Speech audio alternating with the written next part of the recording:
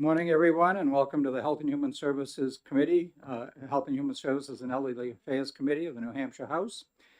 We have several bills on the docket this morning and throughout the day for hearings and executive session. But before we get to any of that, I'd like you to please join me in the Pledge of Allegiance. Pledge allegiance to the flag of the United States of America and to the republic for which it stands, one nation, under God, indivisible, with liberty and justice for all. Thank you.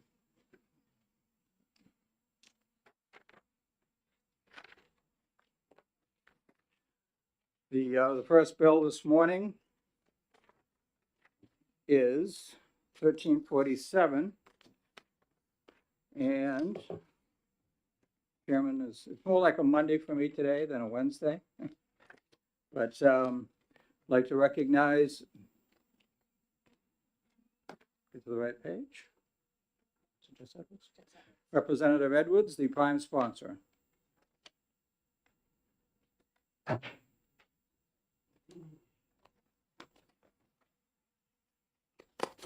you, Mr. Chair. I'm Representative Jess Edwards, representing Rockingham District 31. I'm based in Auburn. I'm here to introduce HB 1347.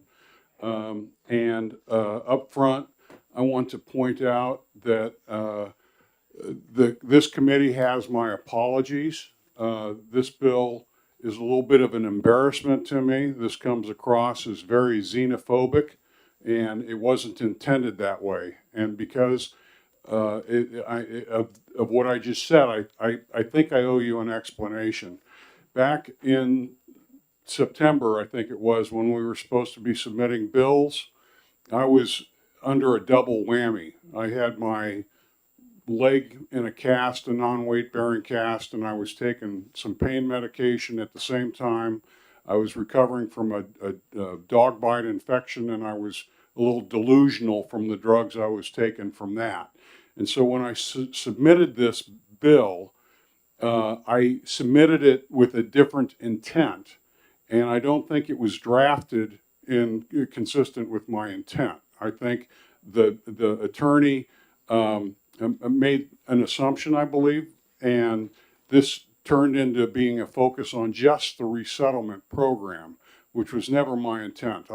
I'm fairly familiar with the refugee resettlement program, and I'm generally comfortable with it. I don't think our Afghan visitors were screened properly, and there's probably a little bit of a problem in that community that we don't know about yet. But in general, I'm okay with the settlement, refugee resettlement program, and I'm not after it. What I had intended to do, though, was recognizing that we have a wave of immigrants coming across our border, millions of them who are not going through ports of entry.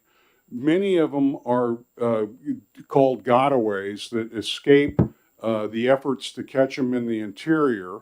And even those that get in often cases, they lie and they claim asylum from political persecution, and they're given a court date that's 5 years in advance. Now, I'm not a lawyer, so I don't know what to call that category of people who enter our country under illegal means, who get a temporary permission slip to stay in the country, or those who got away, who hide in the shadows of our society. I don't know what to call those people in a legal way that would be put into the bill. But if you'll accept that there's some term or terms that would describe that sort of illegal set of people who are here without respect for our laws, really, then you'll understand what I'm trying to do is with that group of people. I'm saying if you come into New Hampshire and you start to try to avail yourself of DHHS resources. I mean, the resettlement program is just but one example, and somehow it, you know, when this came back to me, I was so out of it, I never noticed that it was so narrowly focused. My intent was to take all of the DHHS programs, of which there are probably 20 or more, that provide some kind of support for the social determinants of care, housing, food, you know, Medicaid, and the like. And I wanted to say to our citizens and those who are actually legal guests of our country, you have first priority on these scarce resources that we've put into DHHS. And that this other category of folks who are here improperly or under the radar, if they show up at a DHHS eligibility site, I would want to make sure that they did not start to receive the benefits that we're spending taxpayer money on until we have fully satisfied the needs of our own citizens. And that was what I intended to do with this bill. Because I was a bad legislator in September and October, that's not what has shown up here at your doorstep. And again, I apologize for that.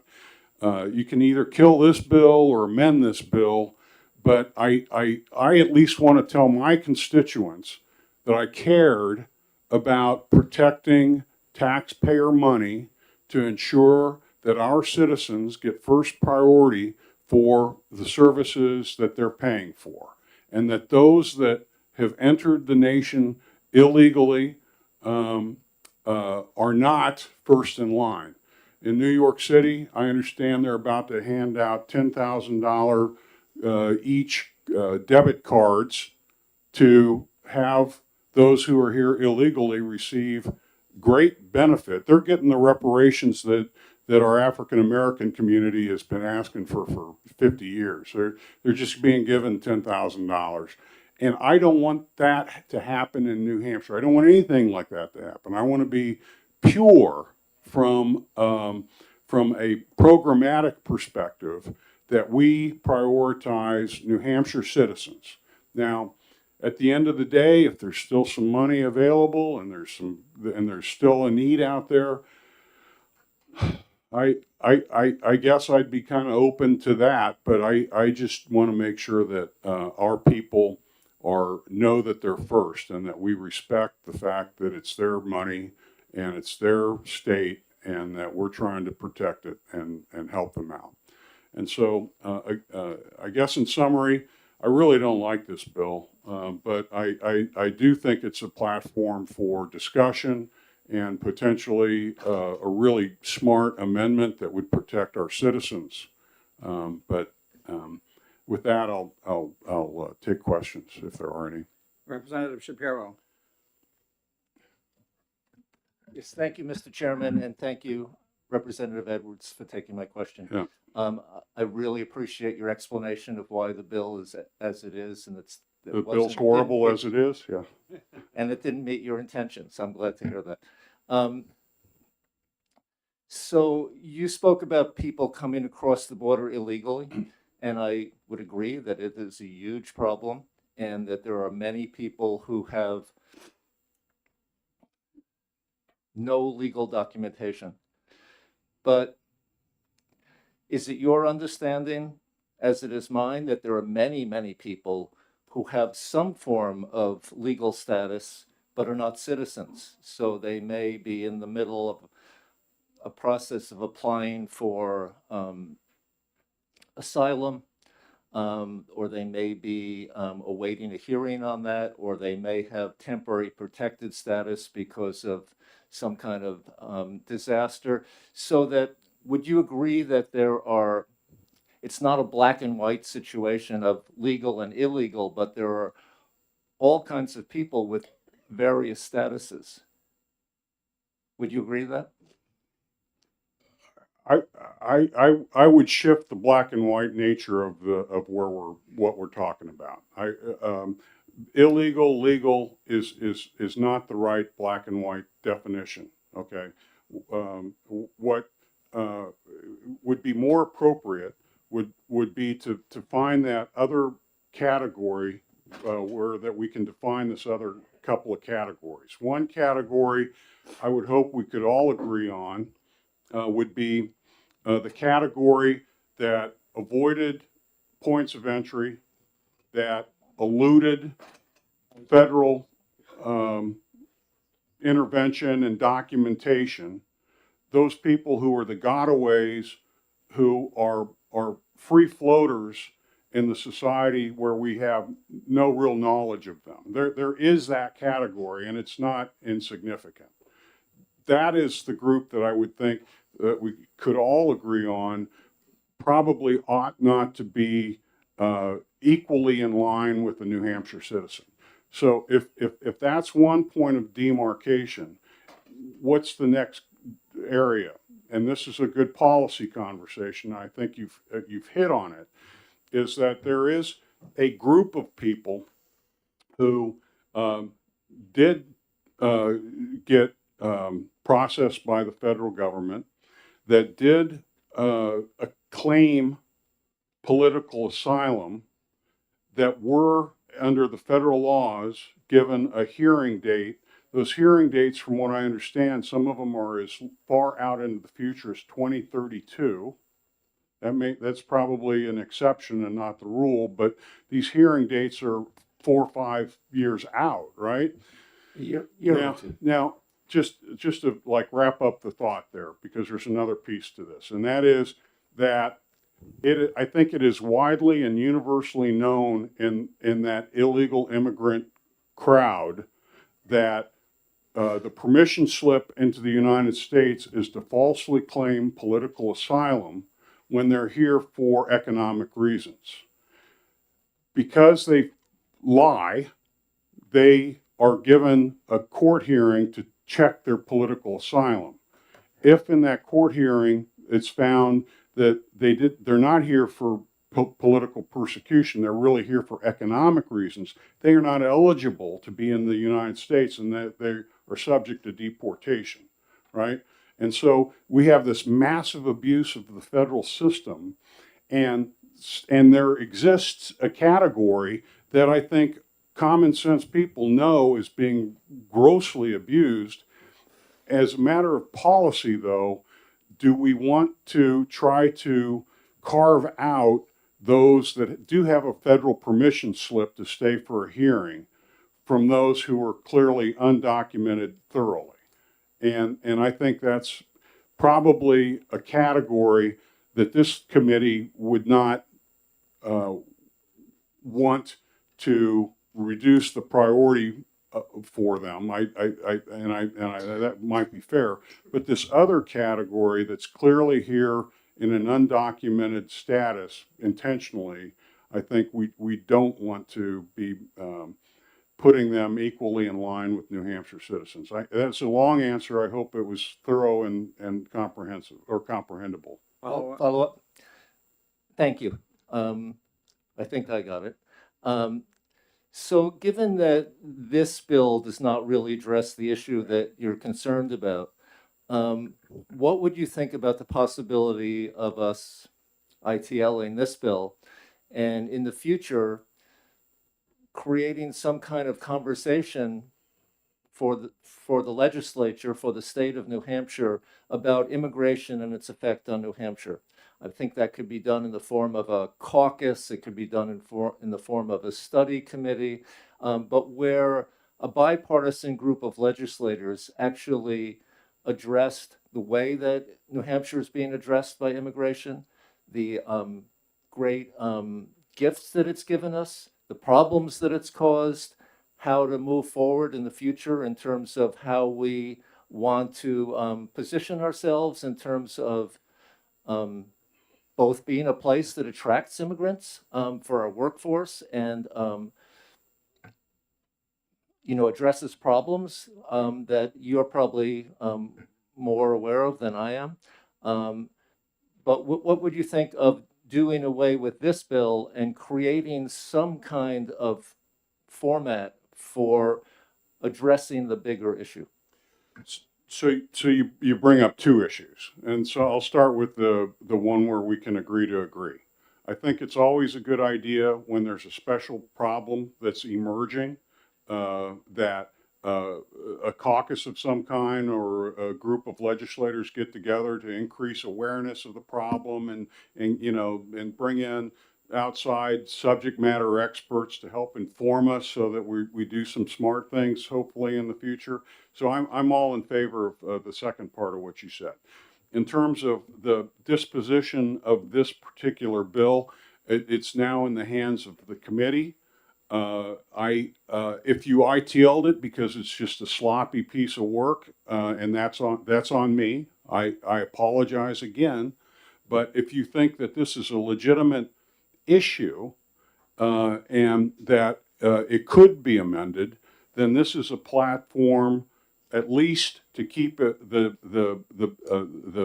policy alive, and hopefully enough to get it over to the Senate, because I think the issue is getting to be very ripe. It's getting to be timely. If we kill this bill, I don't know that there's another vehicle until January of next year, and we could be in a completely different situation in January. So whatever the committee does, I respect the decision. I personally would prefer to see an amendment than killing it, but. Representative Weber. Thank you, Mr. Chairman, and thank you for taking my question just as a preliminary thing. There's always an ad hoc committee appointed by the chair of this committee to study anything that is within the purview of this committee. But my question is, because your preference is for drafting an amendment, I note that even after some clarity and some thought, you, the prime sponsor, are having difficulty articulating to us how we would draft for the benefit of DHHS the category of people that you're looking for, because if I'm understanding correctly, first of all, they're people with no documentation whatsoever, and those people don't get benefits. Secondly, there is a category that you are concerned about, who are the people who lied and got a court date. How would you have us draft an amendment that would properly instruct DHHS how to weed out those people who had lied and gotten papers versus those people who were genuine and had gotten papers? Because on the face of it, on paper, to me, they look like just the same thing. So how would you distinguish? And how would we draft that? Okay, so there is some legal terminology that would be required that I don't really know that may already exist, and so I would.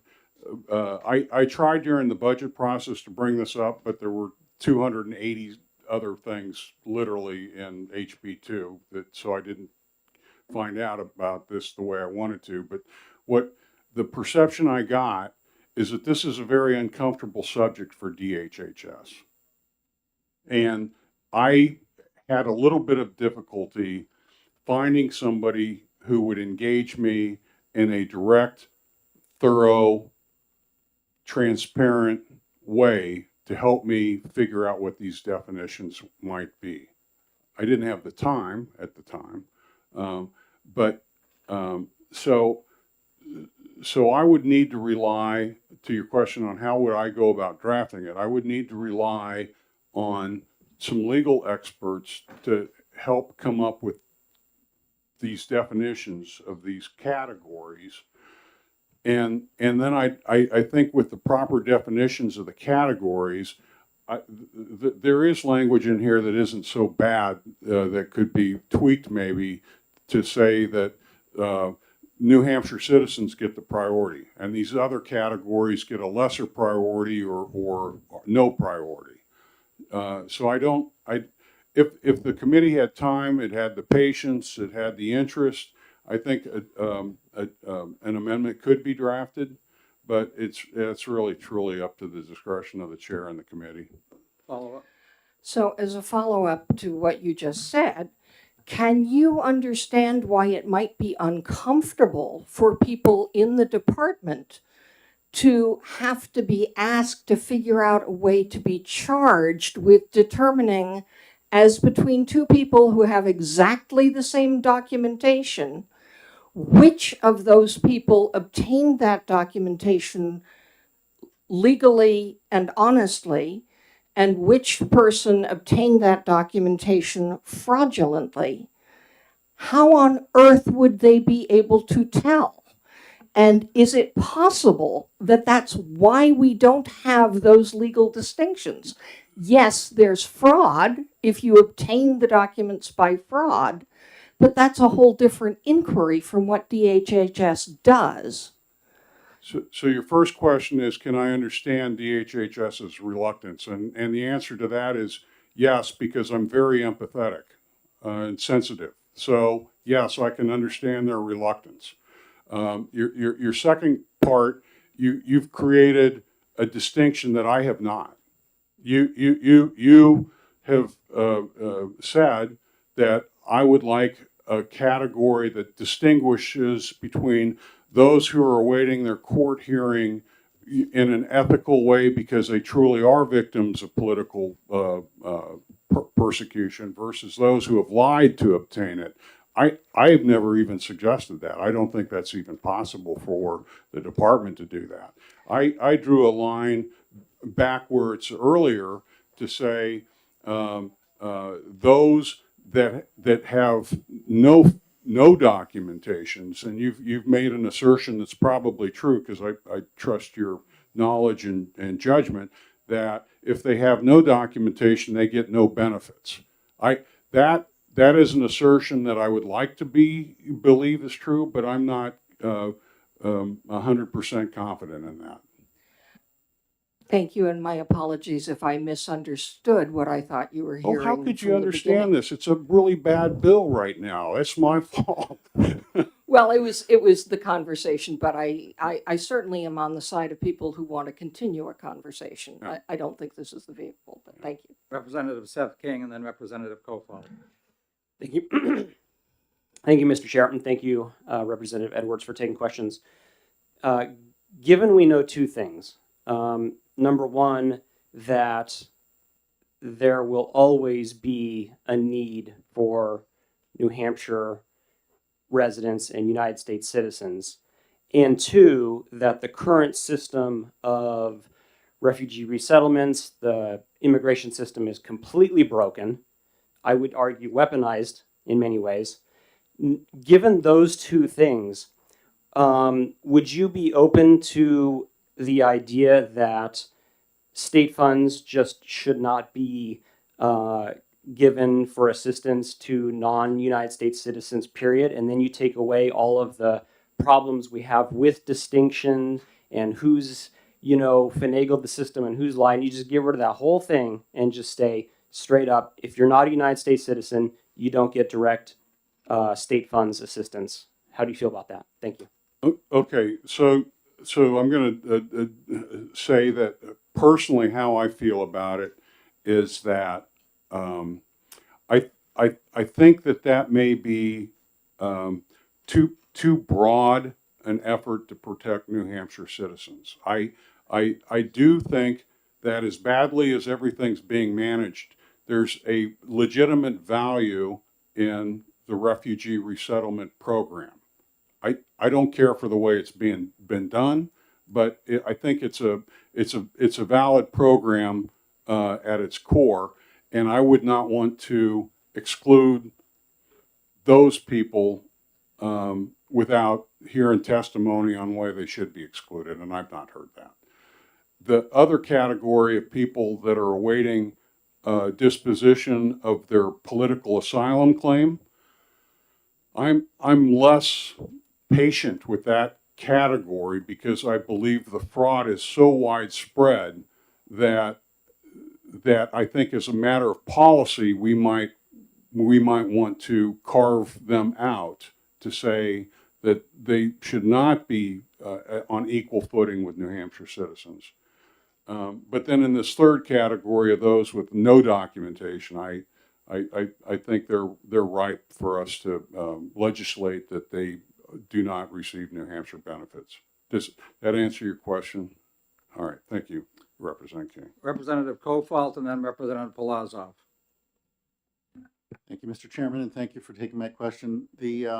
So to that last point, really, are you aware of any circumstances where somebody who has no documentation whatsoever is receiving state assistance?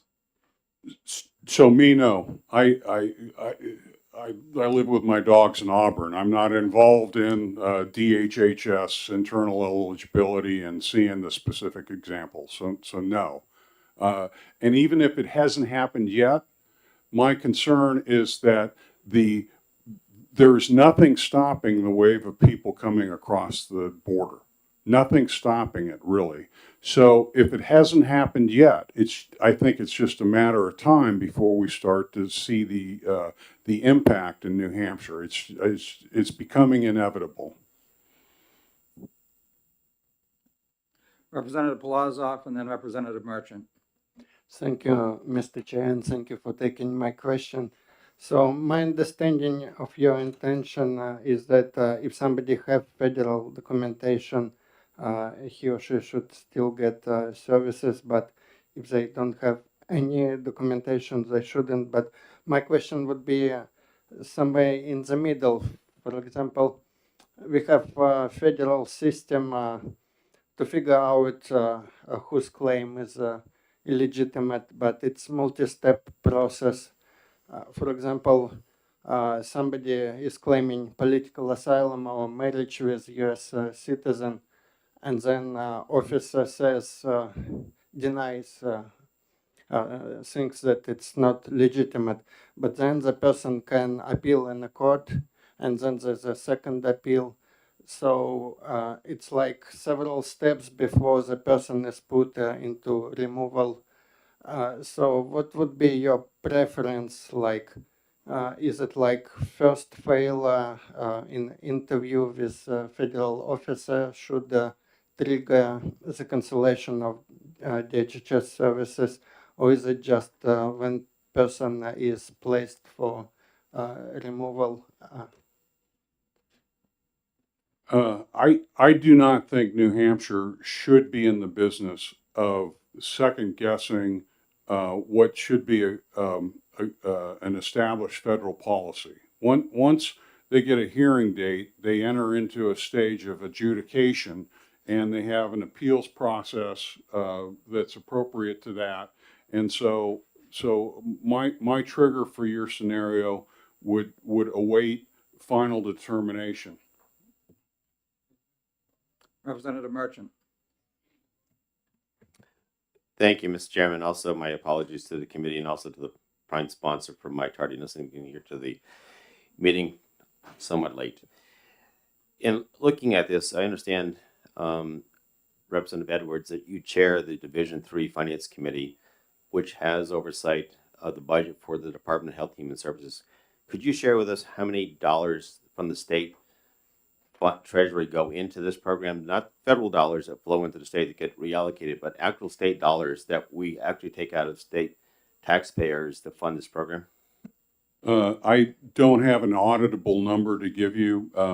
You use the singular word program, and I just want to make sure that if you're thinking I'm talking just about the resettlement program, I've made it clear that I'm not. You know, that's a drafting error in my opinion. I'm talking about the 20 or so programs that are all over DHHS that deal with providing social determinants of care, the basic life support stuff, food, transportation, housing, clothing, you know, all those social determinants of care. It's a defined term, but as far as how much money is getting spent on those things, General funds, if we spent upwards to $1 billion a year on the collective of that program, those programs, I wouldn't be surprised. I think if I were to leave you with a number today, I'd put it more at like $500 million a year on various social determinants of care programs of general funds. Our total budget, I think, is about $3.2 billion a year, and that includes federal money, of which the federal money is actually slightly larger than the general fund contribution. Follow up? Thank you, Mr. Chairman. Also, thank you for taking the question again, Representative Edwards. In regards to the amount of money we're talking about, is there some way that we can break it apart? Because there are many dollars that we spend on state citizens that are actually residents of the state, citizens of the state, and not going through refugee programs and so forth. I don't want to commingle the two because what I think we're trying to get to is the refugees or people who are using the funds that probably should have the ability to use it. But I'm not really sure I understand exactly what you're trying to get to, because many of those dollars are legitimate dollars and you're trying to get into fraudulent behavior. And I don't know how we can break it apart. Do you have any way to break it apart and let us know? So, thank you, Representative. I reject the use of the word refugee in this debate. I've tried to make it as clear as possible that I'm not talking about the refugee resettlement program. So I'm going to say it again. I am not talking about the refugee resettlement program. I'm talking about the myriad of DHHS programs that New Hampshire citizens are eligible for to help cover their social determinants of care. And I do think that our citizens would appreciate knowing that we see this wave coming and that we're trying to do something, we're trying to figure out something to preserve their place in line. One of the things that I'm picking up from the news media in New York City is that the people of Harlem are just really incensed that they've been looking for programs for a decade or more that are just being rolled out on behalf of the illegal immigrant community. And I think that sort of social anger is something we should anticipate, and we should tell our own citizens, we want to prioritize you. And I think that's actually better for social stability if we let those people who've been paying into the system, who work to pay into the system, that they're our priority. And that's sort of the theme of what I'm trying to go with this bill. Representative Shapiro. Thank you, Mr. Chairman, and thank you for taking my last question, Representative Edwards. Since there's been discussion about asylum seekers in particular, and I'm not sure what you said and what other people said, but I've heard them referred to as, both people who are fleeing persecution in their home countries, and I've heard them referred to essentially as liars.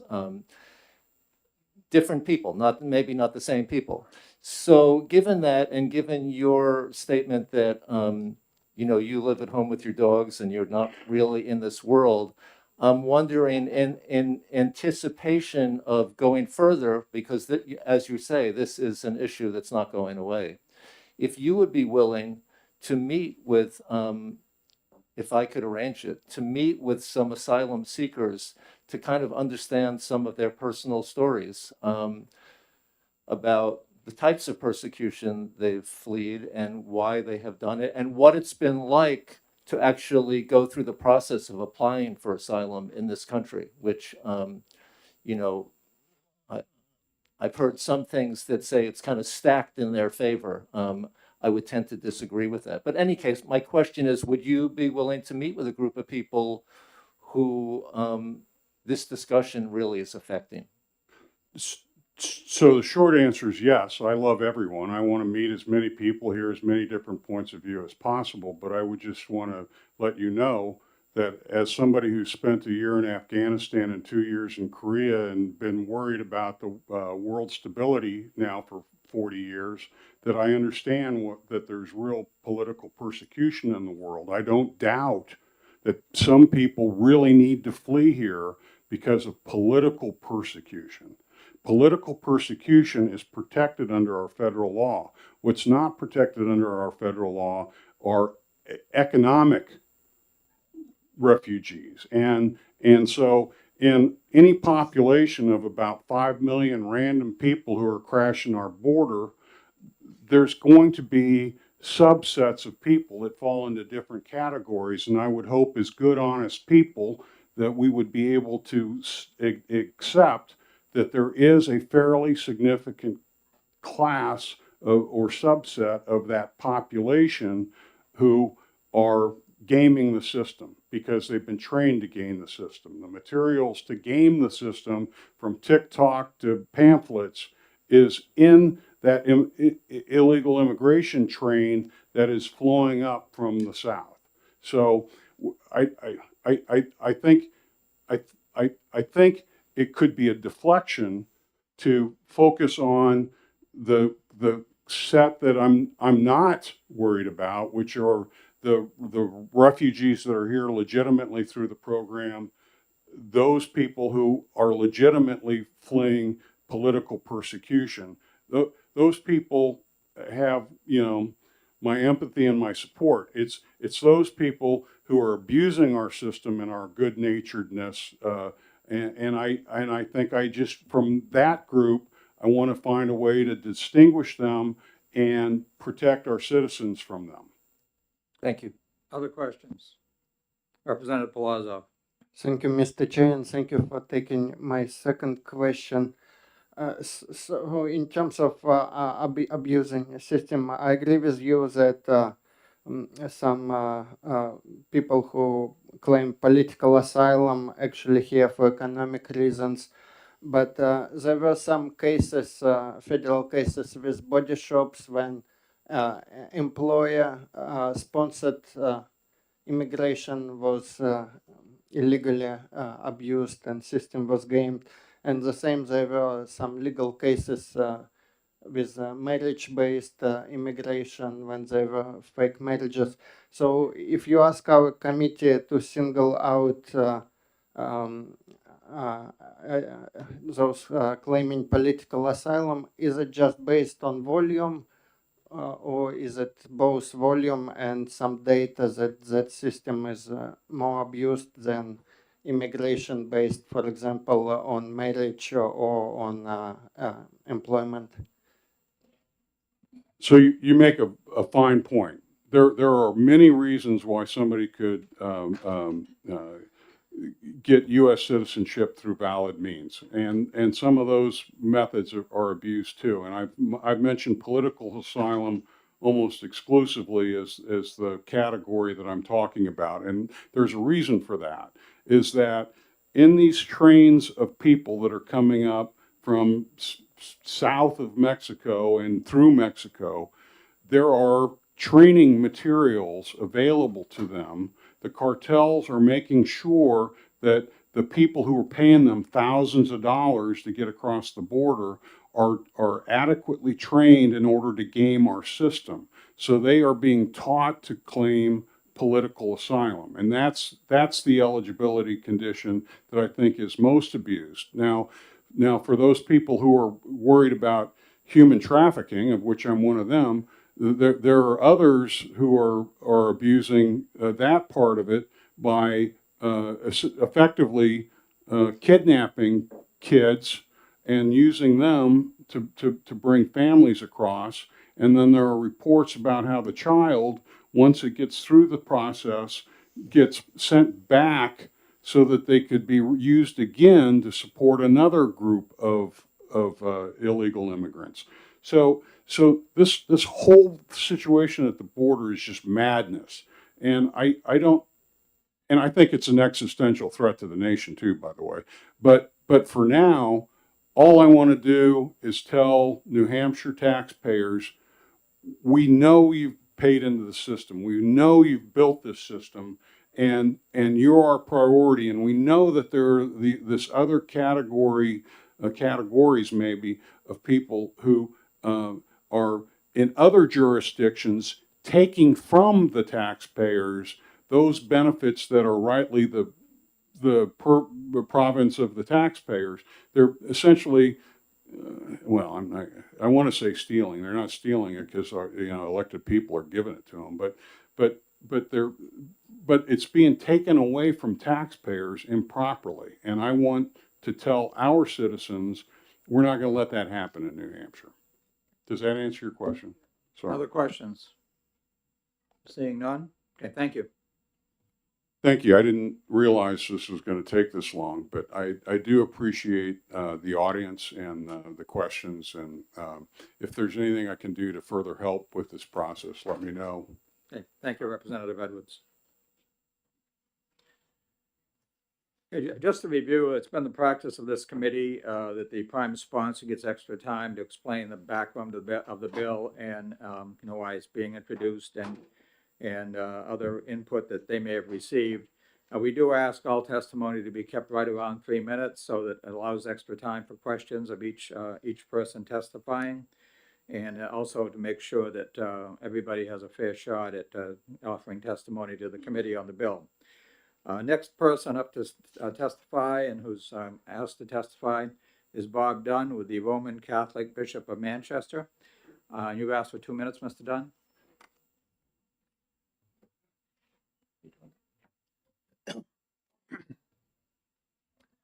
Yes, thank you, Mr. Chair, members of the committee. I'm Bob Dunn, the Director of Public Policy for the Roman Catholic Diocese of Manchester, and I'm here today on behalf of Bishop Peter Labashi, respectfully, to oppose this bill. My testimony in opposition to this bill was to the bill that the prime sponsor has now essentially asked you to ITL or to change in some way. So I won't belabor the issue. What I would have said is that this is something which I think, as Representative Edwards alluded to, on its face, says that people in the refugee program don't get services if there are unmet services for U.S. citizens. And we think that just is not commensurate with human dignity. The folks in the refugee program are here under the refugee program. Also, the bill strikes me as something that more typically would be found in House Bill 1 or House Bill 2. It is talking about the allocation and appropriation and the use of funds. And so to pass something like this takes something which infers that it's a closed loop of services, which it is a closed loop in the context of the budget, because the budget is deciding what funds can be appropriated for what purposes. But it's not a closed loop when it's in advance of the budget, because the budget writers can make any decision they want about how funds are going to be allocated. So I'll leave it at that, and thank you for your attention and hospitality. Okay, thank you. Any questions? Representative Nettlerupham. Thank you for letting me ask a question. Thank you for taking my question. Just curious, do you have any idea how much money the Catholic Church does expend with helping refugees? I don't. I know. Okay. I know that was a. And I'm not sure what categories. I do know that obviously we believe that the Catholic Church in New Hampshire is the largest non-governmental provider of charitable assistance across the board. Perfect. How much of that flows into what areas, I couldn't tell you. Okay, thank you very much. Other questions? I'm seeing none. Thank you. Thank you. Also signed up to speak is Henry Harris from the International Institute of New England.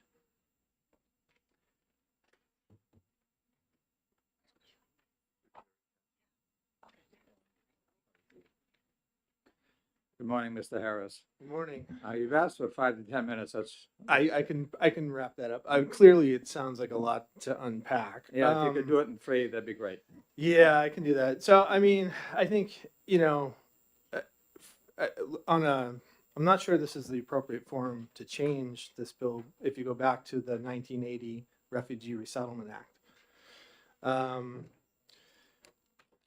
where those funds are generated for the refugee program, which is federally funded program. It's not to be confused with the border crisis in any way.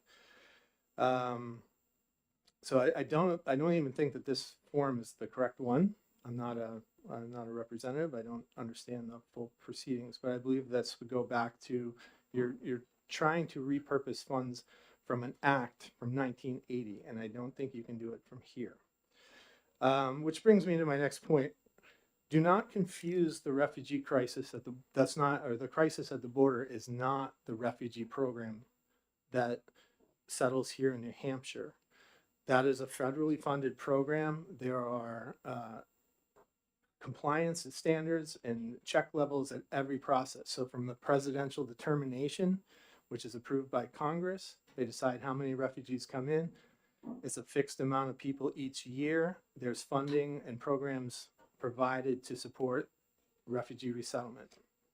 It is not what's happening at the border.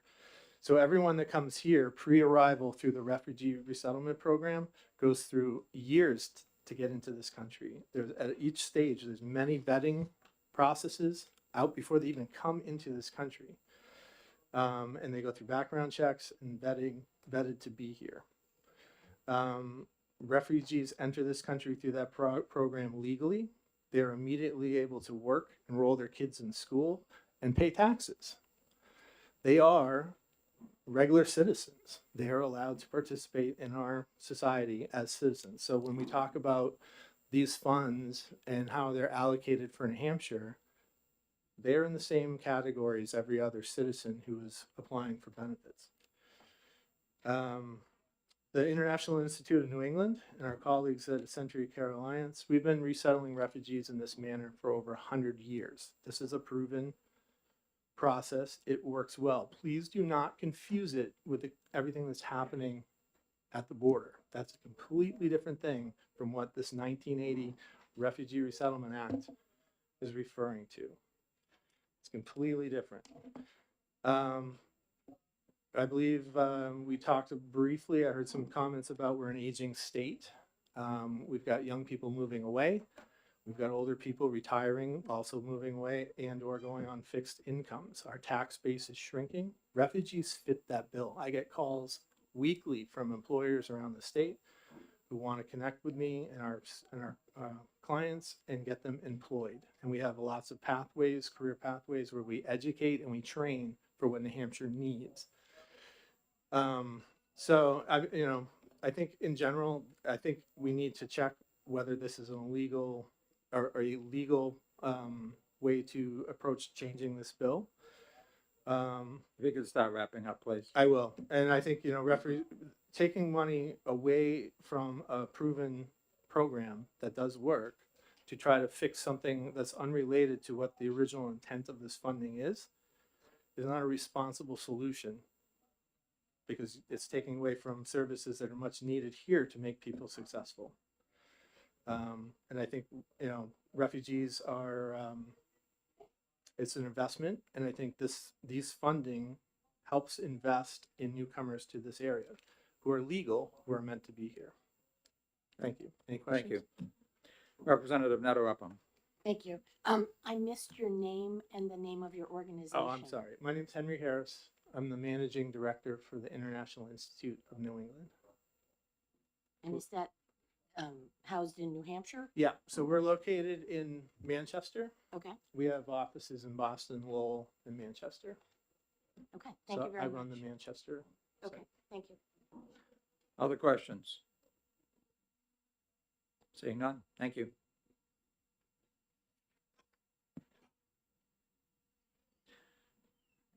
Hopefully I come close with this name, Jean Hakaramana from Accentria Cove Alliance.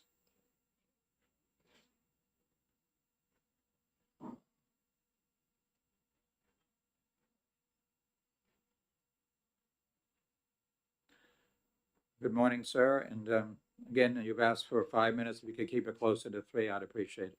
Good morning. Thank you.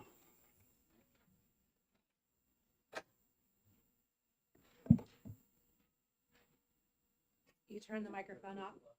Yeah, there you go. I'm trying to figure out 5 minutes.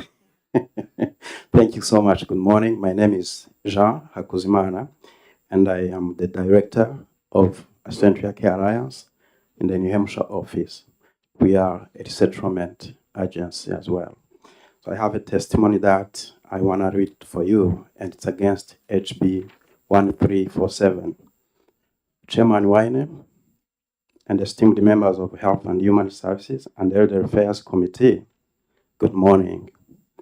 I am here before you today, not only as the New Hampshire State Director of Service for New Americans at the Central Care Alliance, but also as an asylee who has experienced the challenges and opportunities faced by newcomers to this country and especially to this state. I am deeply concerned about the potential impact HB 1347 on asylees and refugees who all aspire to be part of New Hampshire workforce. When I arrived in New Hampshire 5 years ago from Rwanda/Africa, I was eager to work, but I encountered numerous obstacles in my search for employment. Despite my 10 years of experience in communication in Africa and a bachelor's degree in journalism, I struggled to find a job matching my qualifications. I even had the opportunity to work for the United Nations Development Program. Instead, I took on physical, demanding work in industries like construction to make ends meet. Navigating my new home in the United States was a challenging feat, but after leaving my construction job, I enrolled in a community development policy and practice program, graduate courses, and I paid it free from my funds. And I was also doing 2 jobs and caring for my family. I'm a father of 4 kids. So my experience is not unique. Many refugees and asylees, they have the similar challenges when they try to enter the workforce in this state. Language barriers, cultural differences, lack of recognition of their foreign credentials, they prevent often those people like me to access meaningful life. One of many accomplishments that I had in this state is starting a company that is called the New Hampshire Songa. And I organized a conference called Moving Together Conversations last year in November. The conference was organized to convene industry and business leaders about the value and importance of immigrants in New Hampshire, workforce especially.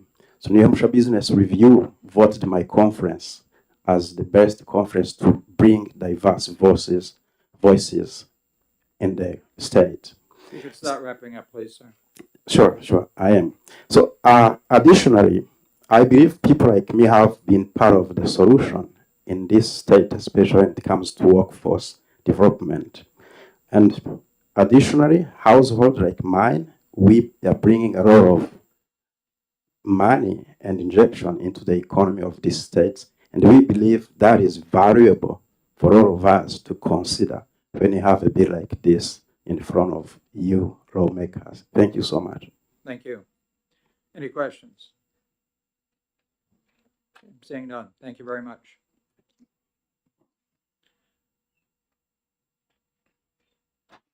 No one else has signed up to testify on HB 1347.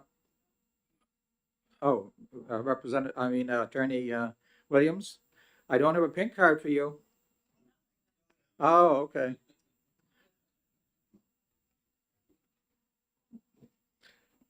Okay. Chairman McDonald and members of the Health Human Services Elderly Affairs Committee. For the record, my name is John Williams. I'm the Legislative Director for the New Hampshire Department of Health Human Services, and with me is... Good morning, Ruben Hampton, Director of the Office of Health Equity, Department of Health and Human Services. And I just want to thank committee. We'll certainly try to keep our commentary down to 3 minutes or less. We just want to clarify a few things that were discussed. I think the committee actually were getting the answers and the answers right. We just want to confirm with you what our department understanding is. First, the department provided written testimony to this committee because when we conducted our financial analysis on this bill, it was specifically directed to the New Hampshire Refugee Resettlement Program in New Hampshire. I want to just make it very clear that those are 100% general funds. That's getting to Representative Merchant's question when he started speaking about the budgetary appropriation impact of the bill, that these are 100% federally funded dollars. Therefore, and out of very good respect to Representative Edwards, the bill's prime sponsor, who readily said, we're not working off of the bill that's in front of you, but that's what we did come prepared to discuss today, and just wanted to make sure you had a common understanding of some of the factors that are involved. So first off, 100% federally funded. So this language to preclude state funding would not impact that program because it's 100% federally funded. That's number one. Number two is the questions regarding undocumented individuals receiving assistance. Undocumented individuals are not permitted to receiving either state or federal assistance. So just want to make that clear. That was a question that was asked that they don't receive it. So we just want to clarify that. As to the fraud issue, when an individual comes into Mr. Hampton's program that we administer, they go through a federal vetting. So the issue of federal preemption, and for the attorney types on the committee, that what it means is that it's not a state issue necessarily, but it is a federal issue. So before coming to Ruben's program, Mr. Hampton's program, they are vetted at the federal level, and they do go through a screening through Homeland Security, which conducts at least 10 or more various checks.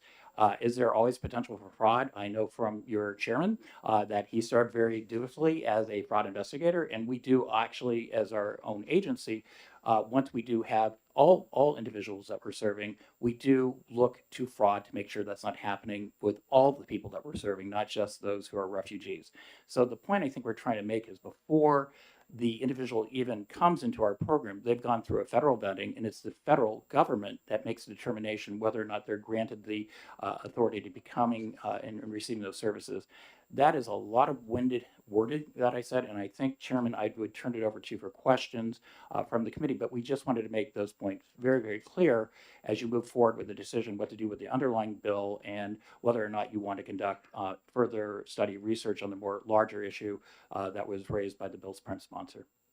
Terry Williams, is the Refugee Cash Assistance Program still in effect, the 8-month program?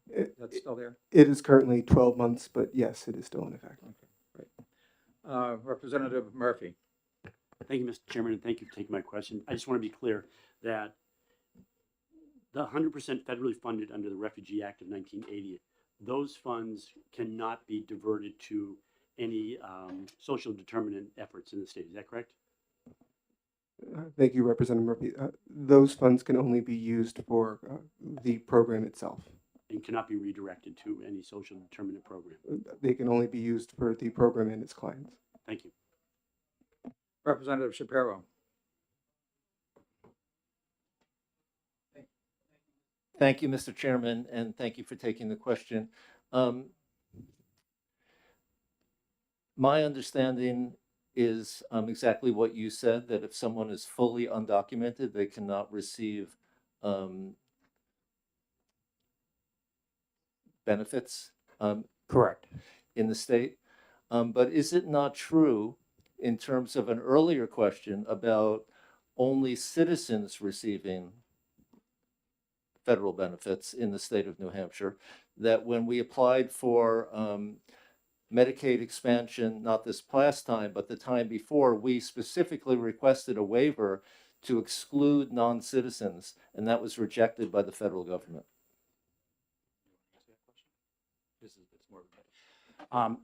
I'll take the first attempt at this because that actually falls under social determinants of health. We're talking Medicaid, and that's why I took the microphone very quickly as Representative Shapiro is a prime sponsor for one of those initiatives. I'm sure others that certainly New Hampshire and this legislature adopted a policy to extend the coverage for pregnant women and children as it relates, but those individuals are 100% documented in terms of receiving those assistance. These are not undocumented individuals. Now, I'm not speaking correctly. I'm going to ask Mr. Hampton or anyone else from our shop and behind me to respond to that. And to clarify, there's sometimes a 5-year waiting period if you were to come here, and you might not be a citizen, but you might be a legal resident of this country, right? And be able to receive benefits. So there's typically a 5-year waiting period for that. However, that is removed for pregnant women and children. I believe that may be what you're referring to. Follow up. Thank you, Mr. Chairman. Actually, I'm speaking more broadly, and I'm well aware of that bill, but I'm speaking more broadly. For example, in my neighborhood in Keene, we have a young Afghan family who came, they were evacuated from Afghanistan in August 2 years ago. They worked for the American military.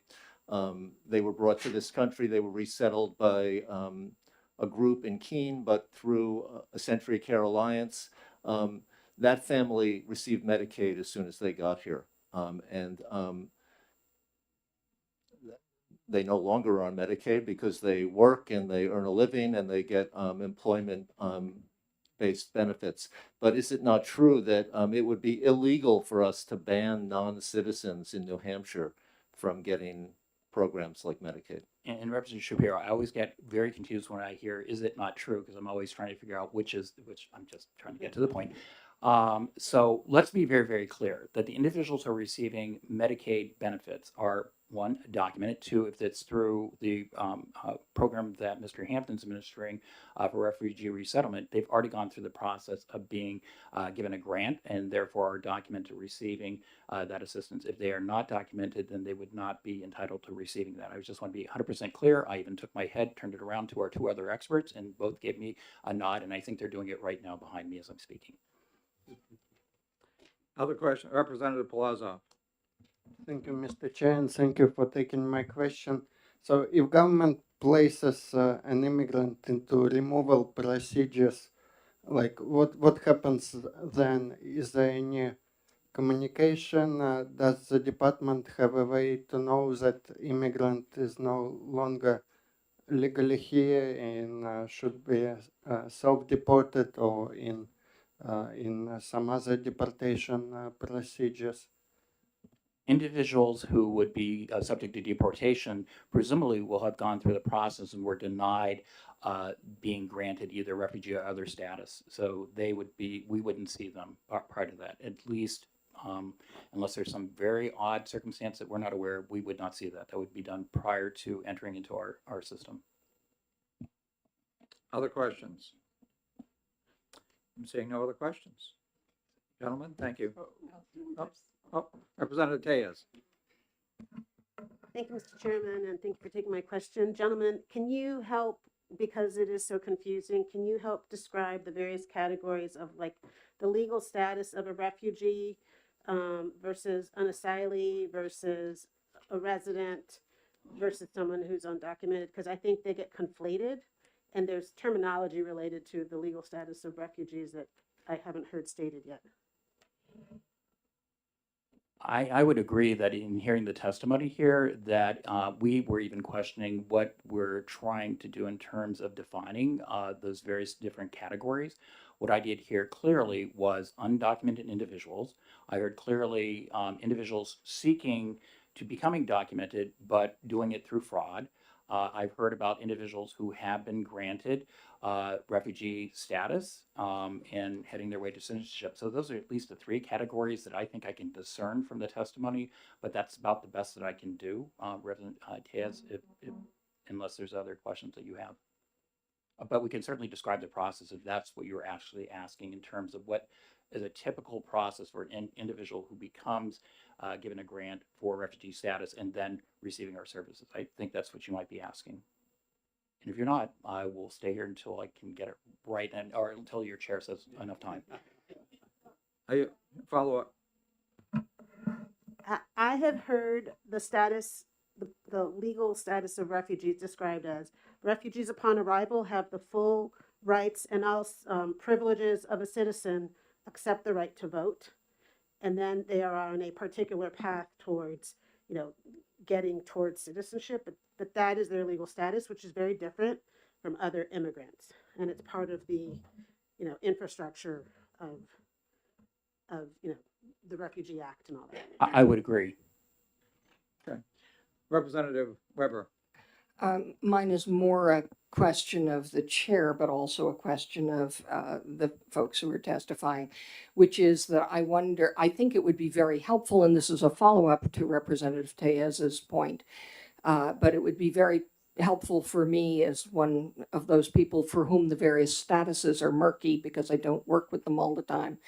If either the department or perhaps our researcher could prepare for us a list of the different statuses and what the implications are in terms of benefits received and from whom, because there are, as Representative Tellez has pointed out, any number of different statuses, and those of us who are less knowledgeable about them tend to blur the lines. And it would be very helpful to have some kind of list of what the statuses are and what benefits and what we do for each of those categories. That would be very helpful.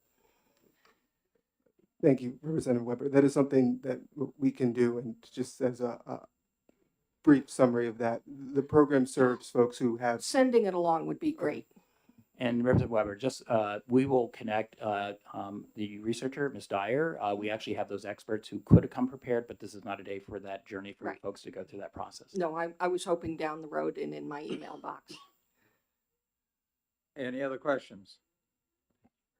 Okay, seeing none. Thank you, gentlemen. Thank you very much. Representative Shapiro, is the blue sheet right there by you on this bill? Could you tell us how many for and against?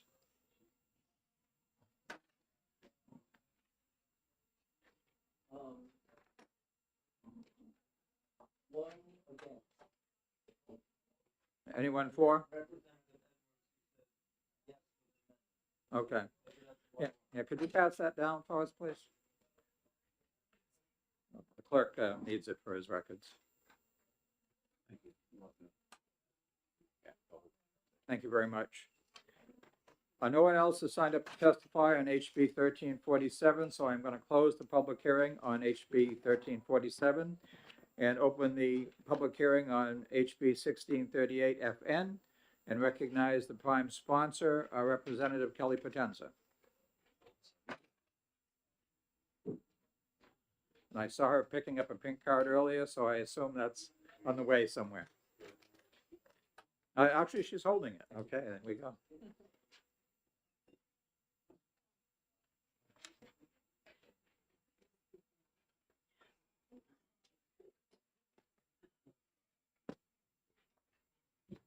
You could pass that up, Representative.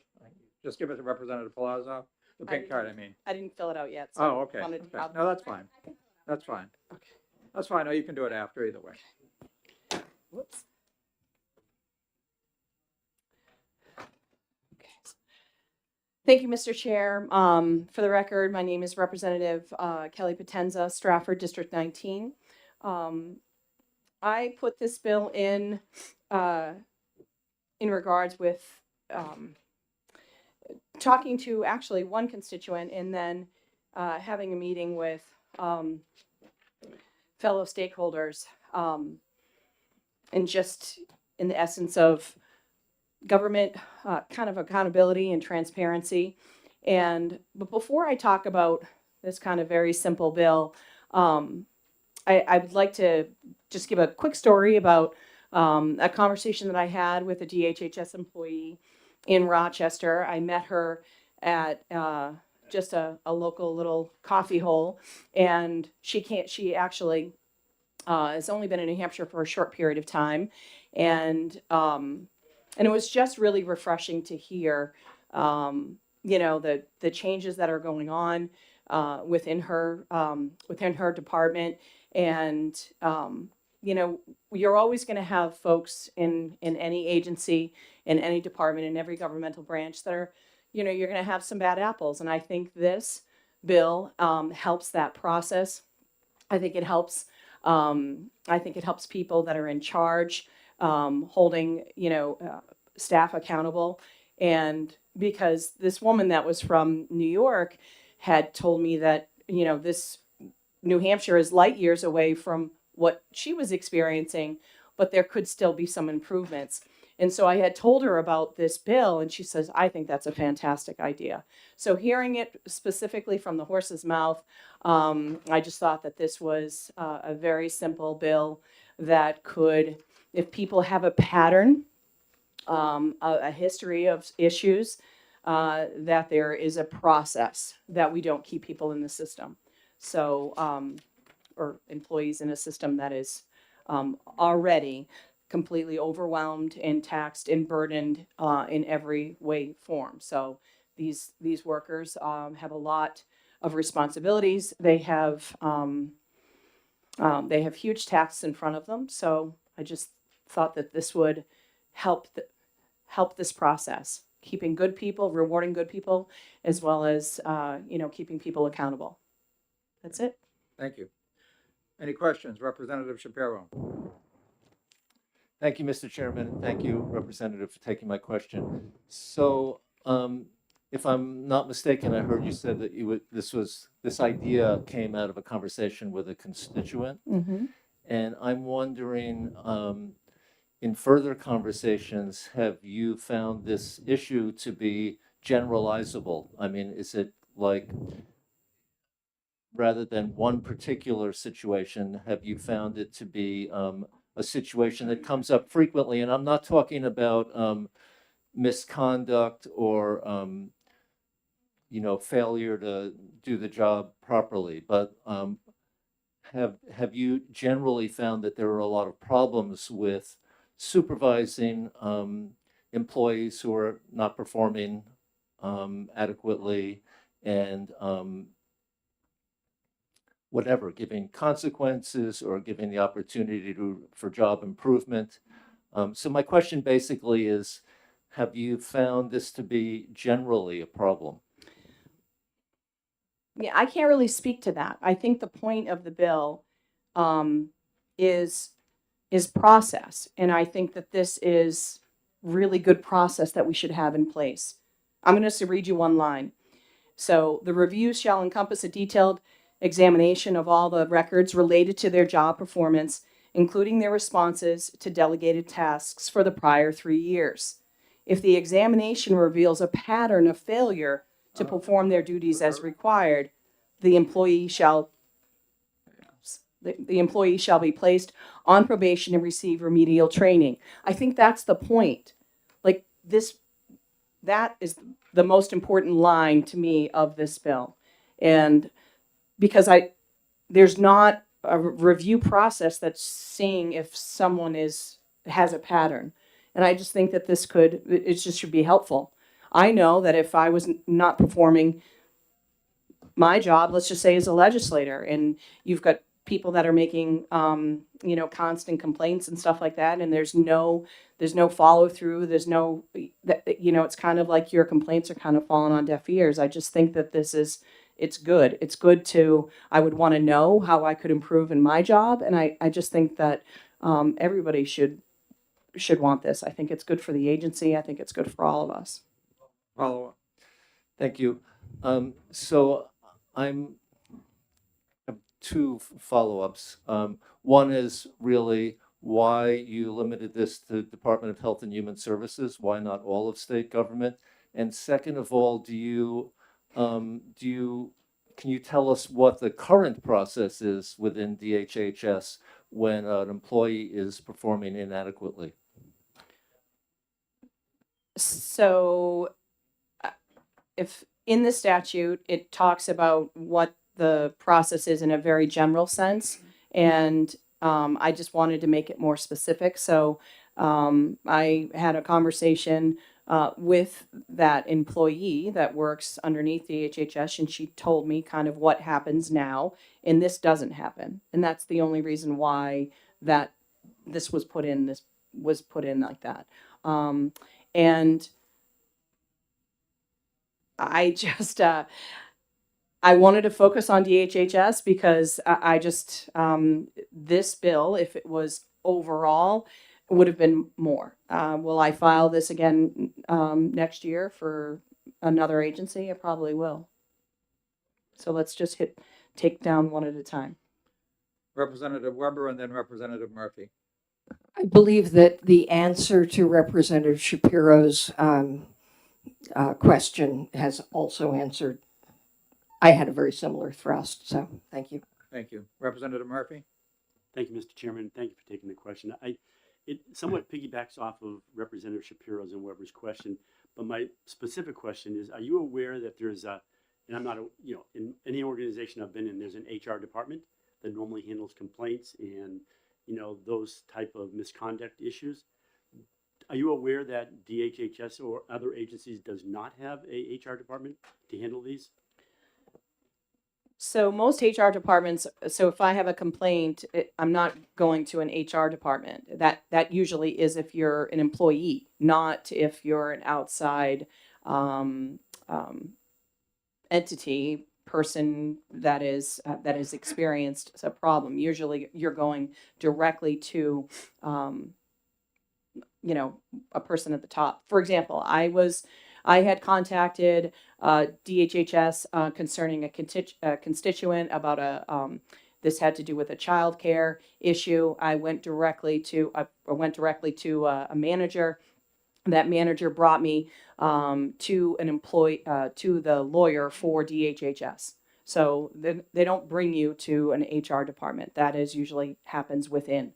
So it's employee, superior to an employee. That's not usually a pathway for someone on the outside going to. Other questions? Representative Merchant? Thank you, Mr. Chairman. Also, thank you for taking the question.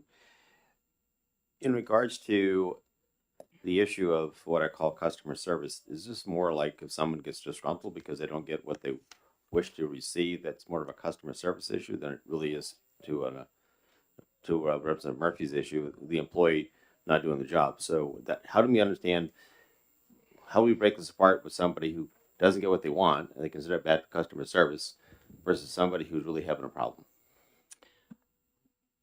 I know, I think it simply covers that. So it basically says right here in the beginning, the commissioner shall direct the department to adopt the rules that require all employees who have been found by virtue of a complaint filed in their normal course. So how someone that has been grieved through, the agency, they have to follow a normal process. So that's already in place. So it's not just a customer service issue, because it has to, then it continues to have failed it has to be proven. So they failed to perform their job properly. It goes through the normal process that they would already be doing. It's just now adding on, okay, so has there been a pattern of this? And I think that's important. Follow up. Thank you, Mr.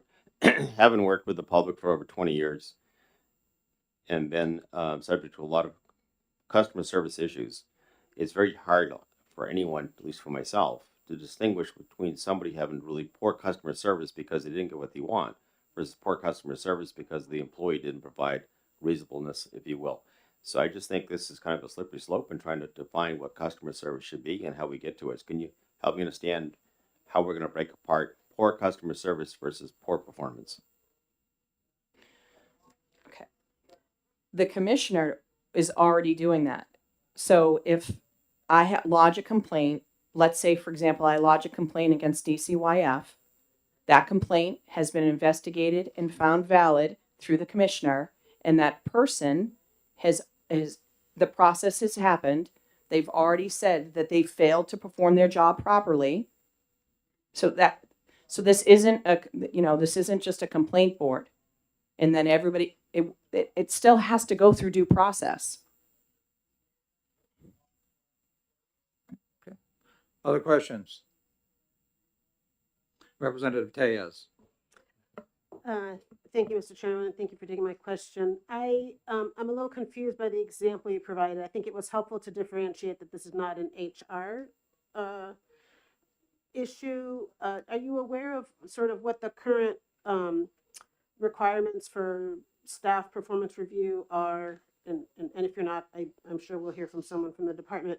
And then are you aware, how does this intersect with the Ombudsman's office, which exists to deal with concerns from people who are receiving services or, you know, interact with the department?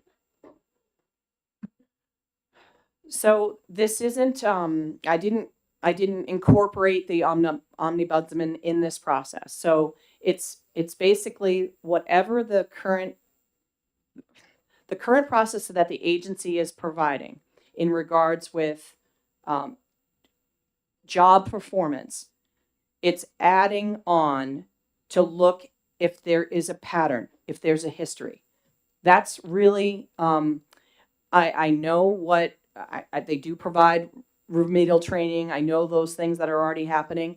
It's just adding in to see if there's a pattern. And if there is a pattern that, 3 years, then there should be something that comes after that. Because there could just be if you fail to perform and fail to perform and fail to perform, and there's no, that's really kind of the whole point of this. And I think that all of us should want that, especially for, public employees, everybody should want that. And I think about even in law enforcement, all of that stuff I think is extremely important. There has to be a process, and I think this piece of the process is missing. Other questions? Seeing none, thank you.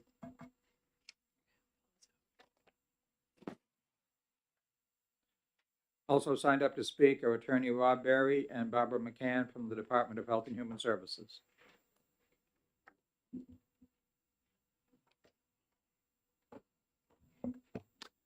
Good morning, Mr. Chair, members of the committee. My name is Rob Berry. I'm the General Counsel to the Division of Medicaid at the Department of Health and Human Services. However, before that position, I was the HR attorney with the HHS for over 5 years. And I also served 2 years as the Employee Relations Administrator with the Department of Health and Human Services. I'm Barbara McCann, the Interim Human Resource Director for Health and Human Services. And thank you.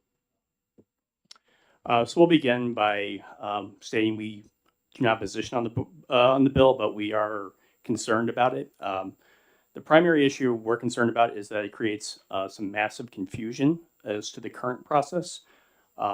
Currently, the Department of Administrative Services, through the Division of Personnel, is responsible for promulgating personnel rules across the entire spectrum of state employment.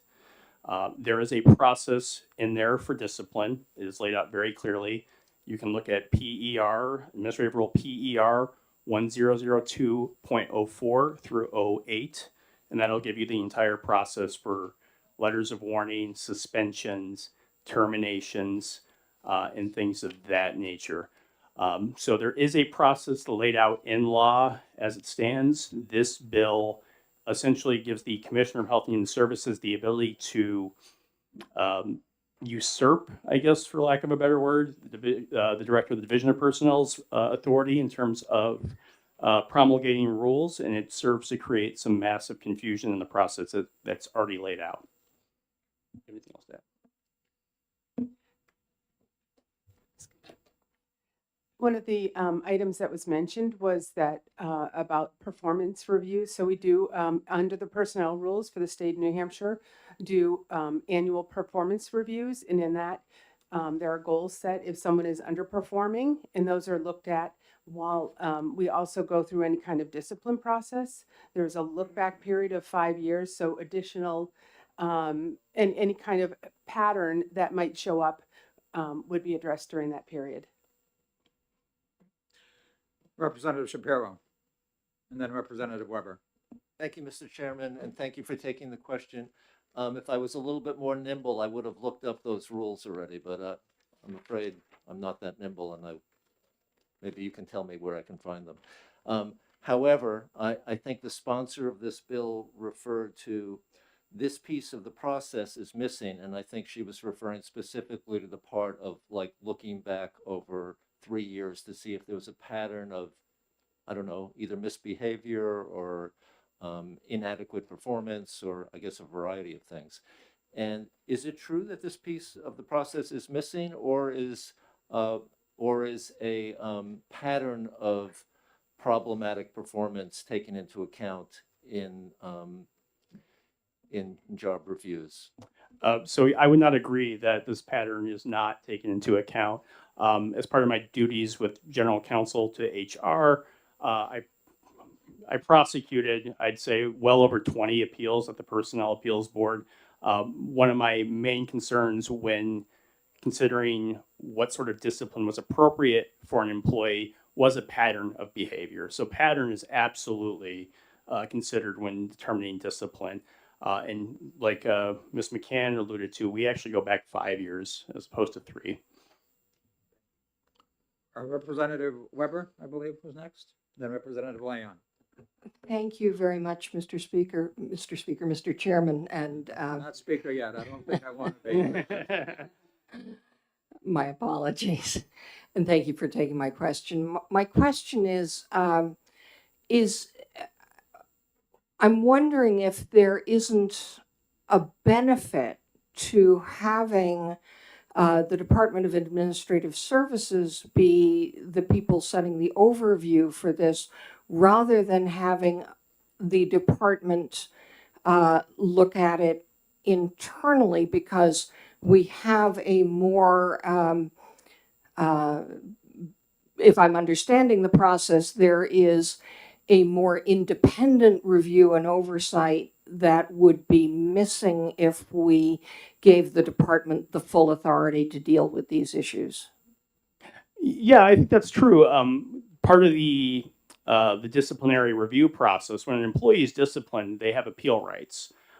They can go through up to 4 steps, depending on the appeal. Terminations will automatically go to the last step. Actually, that's a 5th step at the Personnel Appeals Board.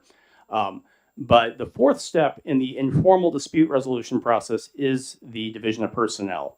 And it's heard by the division director, who is independent from DHHS and will determine whether the discipline issued by DHHS was appropriate. Thank you. Representative Leon. Thank you, Mr. Chairman, and thank you for being here to answer questions. My question is, how can people make sure that they have a complaint so that they can register it? Because there may be a disconnect between people's ability to basically bring this to somebody's attention and the process. Well, so we have the ombudsman, as I believe Representative Tea has mentioned, that they are individuals who are responsible for processing and evaluating citizen complaints. If they are concerned about something, they do pass it on to supervisors for further review. Individuals can go through supervisors. They can go through the commissioner's office. It wasn't uncommon for me when I was in the HR realm to get things filtered down from as high up as sometimes the governor's office. It's not uncommon for it to happen. So there is a process for complaints being processed and evaluated. But as Representative Merchant was referring to earlier, sometimes it may be that people just don't like the result of the outcome. Okay, that seems a little complex for people, but I guess we have multiple channels to feed in. Yeah, there is really no wrong door. It does get to where it needs to be. People are well aware of, so if it goes anywhere, it's going to get to the person who needs to evaluate it. It does happen. It's very rare when something gets just completely dropped. I can't even think of an example, but we do have a process in place. Representative Nagel. Thank you, Mr. Chairman. Thanks for taking my question. I have to say I enjoyed reading this bill because this is exactly how I raised my children. So the part that I like the most about the bill that I would like you to address is on line 11 or 10 of the bill, where it says not only you identify there's a problem and place them on probation, but the part where they get remedial training, and it says and get remedial training, so it's implied in that bill that they are going to get that. And I think too often we criticize people without trying to help them. What is the process now that you do with regards to that? So whenever anybody's issued any discipline that's less than termination, they are issued a performance improvement plan or a corrective action plan, where we put in there what they need to do to avoid further discipline. Oftentimes that will involve remedial training if it's something particularly with case review or things like that. So what my process was when I was the attorney and the employee relations administrator assisting supervisors with determining what a corrective action plan would look like, I would always ask, what trainings can you give somebody to improve this? How do we make this employee successful? Because it's a lot of effort to go through a personnel appeals board, process, and we also want people to succeed. So we always give people plenty of opportunity to succeed. And if they hadn't been given that, that rudimentary training or the talking to about what they're doing wrong, we would often say, you need to take this extra step before we go down that step. You need to give them a chance to succeed before you can pursue, serious discipline. Follow-up. Is that process in the rules that you referred to earlier? Ms. McCann wants to actually add something. Well, I wanted to say, before an employee gets to the discipline process, those also, any kind of performance issues are identified during the performance evaluations. And in the supervisors will also create trainings or goals or corrective actions as well early on. So it's more performance improvement and before we get to the discipline process. Okay, Representative Cushman. Thank you, Mr. Chairman, and thank you for being here and taking our questions. I'm wondering what's measured in that review when you do the look back of the 5-year period. Is there, are you looking at just procedures? Are you receiving, like, I'm talking about the administrative Department of Personnel, I guess. Are they getting help in evaluating based on the specific division that the person works in and the rules that and laws that govern that specific department or division? Or is it kind of just a broad, your work's done on time, your reports are filed, you've met your continuing education, and you have no discipline? Or is it very specific to each department in which an employee works? The Division of Personnel has created templates that we use for performance evaluation. Each template is specific towards the job. So there might be a technical, there might be a managerial, more of a support template that people would use. And in those evaluation forms, there are up to 25 bullet points of things that we look at. And there's a sliding scale of below expectation to exceeds expectation that the supervisors will review annually with the person in regards to their job description and their performance. Follow-up. Thank you. And is there anything in those requirements that measures or kind of audits? You'll see in the bill, it says putting lives at great risk on line 11. And I think maybe that definition needs to be tightened up. My concern is with constitutional rights of the people that are served by the government agencies. Is there any audit on whether a person is effectively upholding the Constitution and ensuring they're not infringing on the rights of the people? And is there any training to that for DHHS employees? Well, so endangering the life of a citizen of the state is already outlined in the personnel rules as a terminable offense. So it's not something that is, we don't have to go through the step process there. If you're found to have engaged in behavior that was potentially dangerous, you can be terminated immediately. As for trainings, I'm not up to speed on what's going on trainings wise across the entire department, other than your basic, privacy, security, confidentiality, sexual harassment policies and things like that. So your standard HR trainings, but I haven't been engaged in that in a couple of years, so there could be new things that I'm not aware of. Representative Palazzo. Thank you, Mr. Chair, and thank you for taking my question. I wonder what can prevent termination of poorly performing employees. And for example, is it true that some of DHHS employees are unionized and protected by some union agreement to larger extent from being terminated? So the collective bargaining agreement for state employees through the State Employees Association does not encompass discipline. That is completely within the realm of the personnel rules. The collective bargaining agreement for state employees is centered on the terms and conditions of employment other than discipline. Representative Murphy, Representative Merchant, and then Representative Cushman. Thank you, Mr. Chairman. And thank you for taking the question. As I listened to the conversation about the employee being bombarded by a citizen of our state, what protections does the employee have from uncivil, unrespectful behavior of the citizen of the state? Do they have any rights, any way to protect them from somebody who becomes so disgruntled they don't get what they want and they take it out on the employees? Is there any way to protect the employee from that behavior? In very, very extreme circumstances, and I can't remember the last time this has happened, we will seek out restraining orders against individuals. It doesn't happen very often, and I can't even remember the last time it happened. But there is that process in place if it's necessary. But it's got to be very, very extreme behavior, not simply disgruntled citizens or people who are just trying to make a nuisance of themselves. Representative Cushman. Thank you, Mr. Chairman.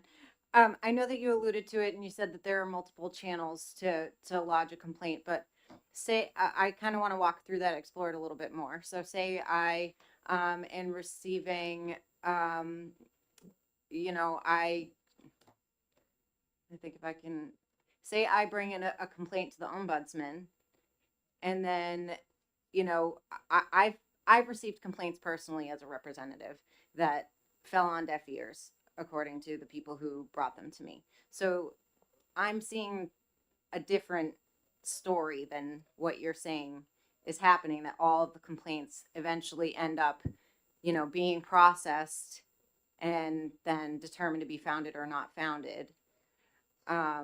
Can you walk us through that a little bit? Like, is there a phone number, central phone number someone can call to lodge a complaint? Can you walk in and file a complaint?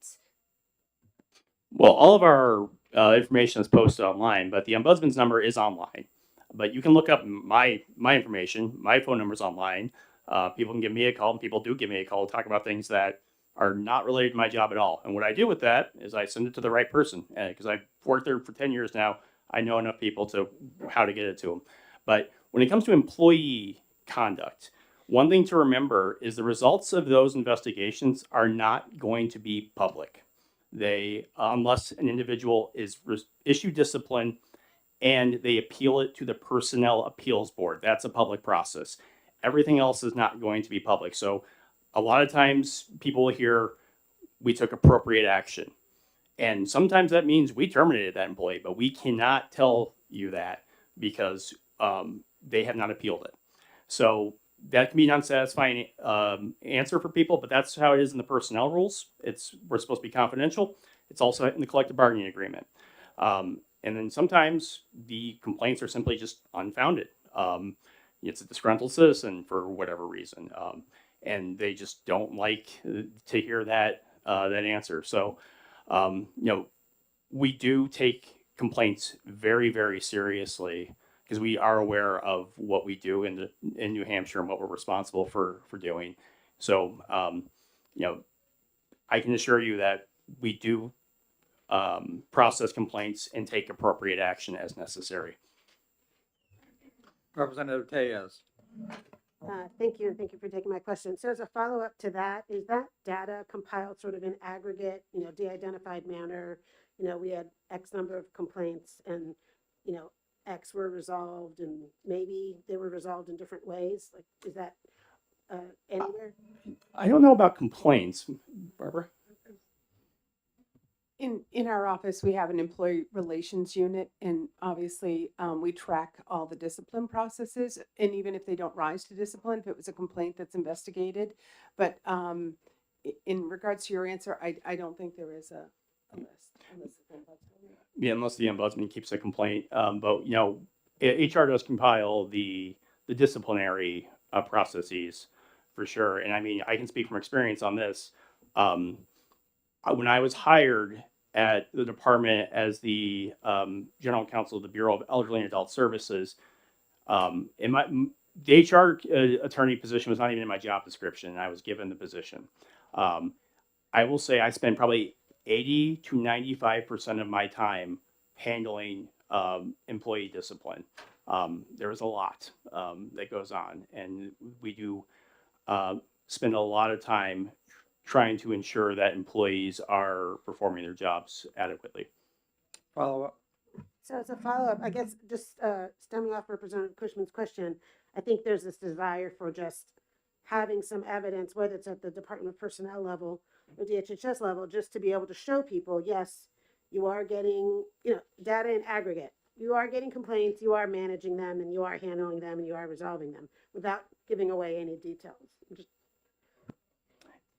It's possible we could compile that, but I can't say for sure that we could. So we might be able to do disciplinary numbers for the department to tie it to a number of complaints, because complaints are going to come in all shapes and sizes, not necessarily about employees. Sometimes they could just be complaining about a department process in general that has nothing to do with employees specifically. So that might be hard to show, but we can definitely show an aggregate in terms of discipline. Another thing that's public is the Personnel Appeals Board has a record of all their the current appeals going on. So you can see there's quite a few probably. I haven't looked in a while, but there was one point in my life where I was probably the most common attorney up at the Personnel Appeals Board. Representative Leon and then Representative Cushman. Thank you, Mr. Chairman. Thanks for taking another question. So my question is, I mean, we've unfortunately seen a case that I think we all hope had been handled differently and that Harmony was still here. If there were complaints that people made that they weren't sure if it was followed up on, do people report that they had reported something that then wasn't followed up on, and how would that be handled?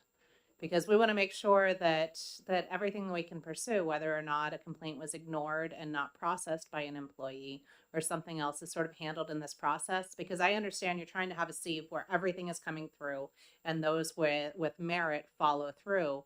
But how do we ensure that the plates are handled appropriately by employees so that we don't potentially miss this happening to somebody else? Are you asking how the legislature does that?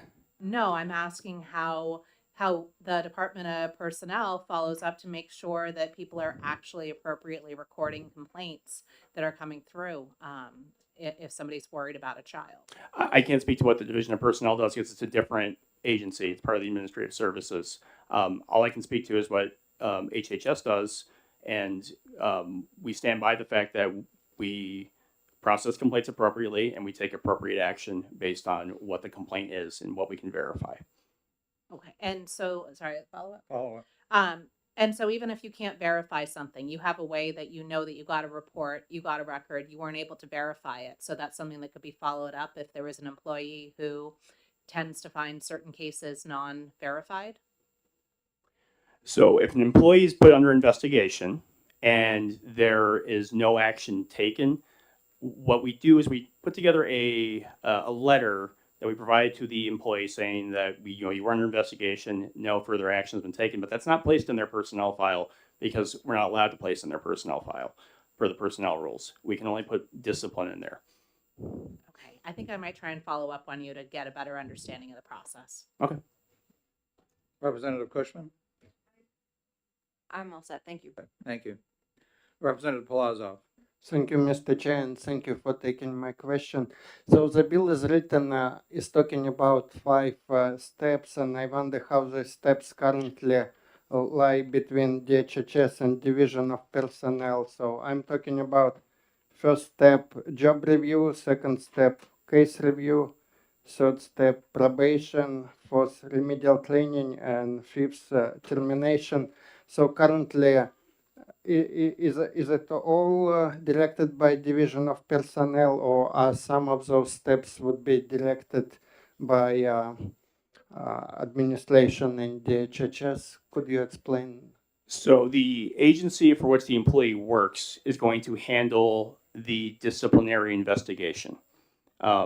Administrative Services only comes into it if through the appeal process and to maintain the individual's personnel file. So if their discipline is issued, the document is provided to Administrative Services for place in their file. But everything else is going to be handled at the agency level, not just DHHS, but safety, corrections, whoever the agency is. Other questions? Seeing none. Okay, thank you.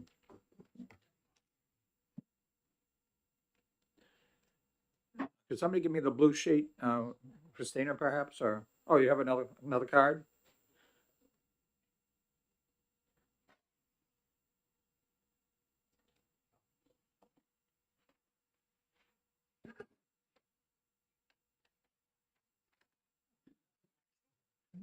Also signed up to speak is Bob Blaisdell, from the New Hampshire State Employees Association. Thank you, Mr. Chairman, members of the committee. As stated earlier, for the record, my name is Bob Blaisdell, representing the State Employees Association of New Hampshire.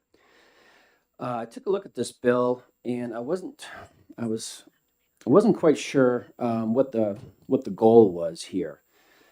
So I wanted to come in and listen to the sponsor, and I wasn't quite sure I was going to speak, but based on what I've heard so far, I think I'm going to make just a few comments, if I may.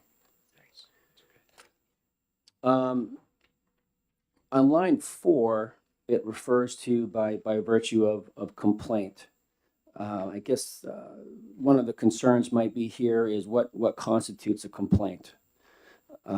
Is it external? Is it internal? It's not necessarily made clear there. I did want to bring to the committee's attention that on line 10, where it talks about placing an employee on probation, this would be in direct conflict with RSA 273A1, where it states that the probationary period cannot exceed a year. I don't believe there's a mechanism to put an existing employee that's already completed their probationary year back on probation. So that's, as I think one of the previous speakers mentioned, I think the words were massive confusion. I would tend to agree with that. Line 10, we're talking, excuse me, line 12, we're talking about how the employee shall be terminated. The personnel rules currently they provide for a totality of circumstances test to determine the appropriate level of discipline in any given situation. As is stated in the bill, shall be terminated, that language essentially removes any balancing test, any ability to consider the length of employment, past performance, or any other disciplinary options that are on the table. I will refer you to Personnel Rules 1002, period 03, section 3, 03, section C, excuse me. There was, I believe the sponsor was talking about we need to get back at past performance.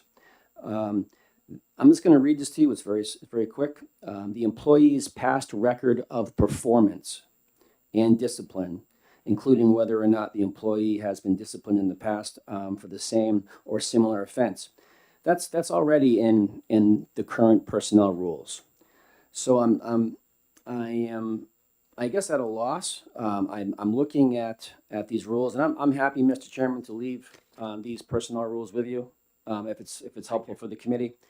And I could be mistaken, but I think I may have heard the sponsor mention that she had conferred with some stakeholders. As everything legislative comes across my desk for the state employees, I'm their senior lobbyist.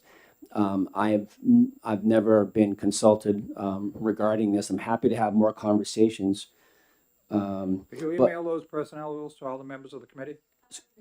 Oh, okay. All right, thank you. Okay. Never mind. So that's just want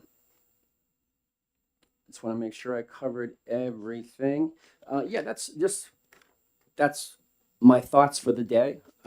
If I can try and answer any questions right now, I certainly will do so. Okay, thank you. Representative Leon. Thank you, Mr. Chairman, and thank you for providing all of this information. The one thing that really caught my attention was that you said that there could be mitigating factors to not terminate an employee with a pattern of putting lives at great risk. Could you help me understand how there could be mitigating factors if someone has a history of putting lives at great risk? I'm sorry, did you say that I said something? Yes, you called out on line 11, in the event that an employee has a pattern of putting lives at great risk, the employee shall be terminated. I'm not sure if you hadn't closely read before that comma saying that it's only for those employees who have placed lives at great risk. Because I understand that you already have policies around termination. But I'm trying to, and you spoke to mitigating factors. I'm just trying to understand if there ever could be a mitigating factor to having a pattern of putting lives at great risk. I'm not going to try and pretend to speak for the agency, whether it be Health and Human Services or any other agency. I would very much like to believe that if there was an existing pattern already about putting lives at risk, that matter would be addressed in a quick manner. Thank you. Representative Merchant, you had a question on which RSA we're in? Yeah, could you repeat the RSA that was in the conflict? Sure. Please. That RSA 273-A:1, and that would be in Roman numeral 9, section D, where it says, no employee shall be determined to be in a probationary status who shall have been employed for more than 12 months. Thank you. Yes, sir. Other questions? Okay, I'm saying none. I appreciate your time. Would you like this for the file or? Sure. Okay. May I approach? Absolutely.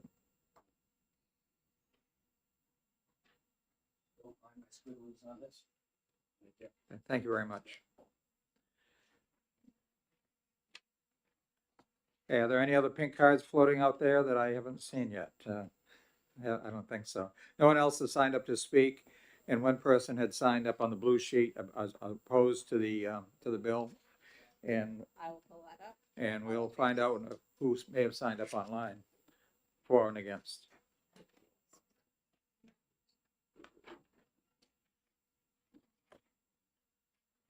Online, there's 3 in support and 1 opposed. Okay, with that, I'm going to close the public hearing on HB 1638. Those are the only bills we had noticed for public hearings today. So we are going to adjourn the public hearings, and we'll be going into executive session. To the members of the committee, does anybody need a break before we proceed? Representative Nutter Upham wants a break. How about a 10-minute break, and then we'll go into executive session?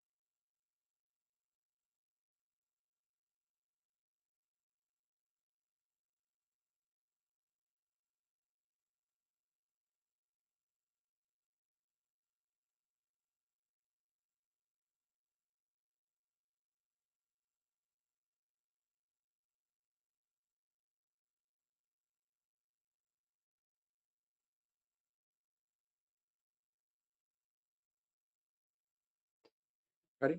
Yes.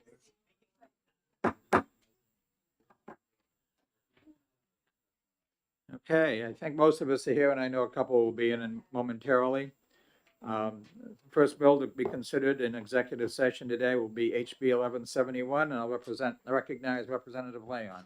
Thank you, Mr. Chairman. I would move that we adopt Amendment 2024-0213H to House Bill 1171. Is there a second? Representative Kofalt seconds, Representative Leon. This has been passed around. This is an amendment that removes an old pilot program from one of the charges of the commission. And it also makes it so that the report detailing the data sharing between DEH and DHHS only have to happen annually instead of at a minimum. That was a request from the department.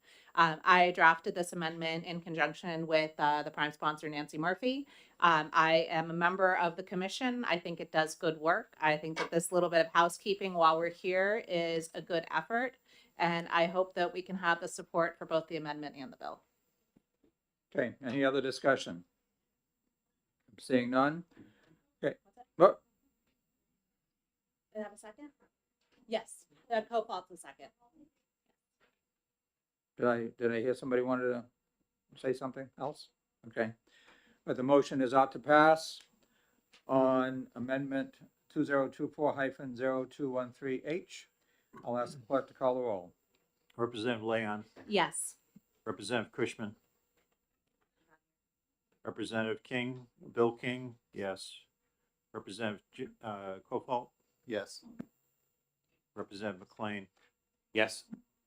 Representative Seth King. Representative Mazur. Yes. Representative Nagel.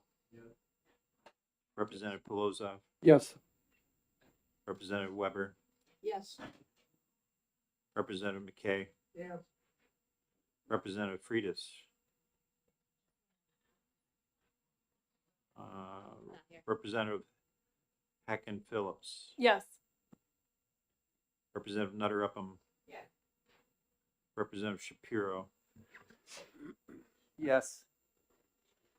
Representative Merchant. Yes. Representative Murphy. Yes. Representative Palmer. Yes. Representative Tejas. Yes. And Representative McDonald. Yes.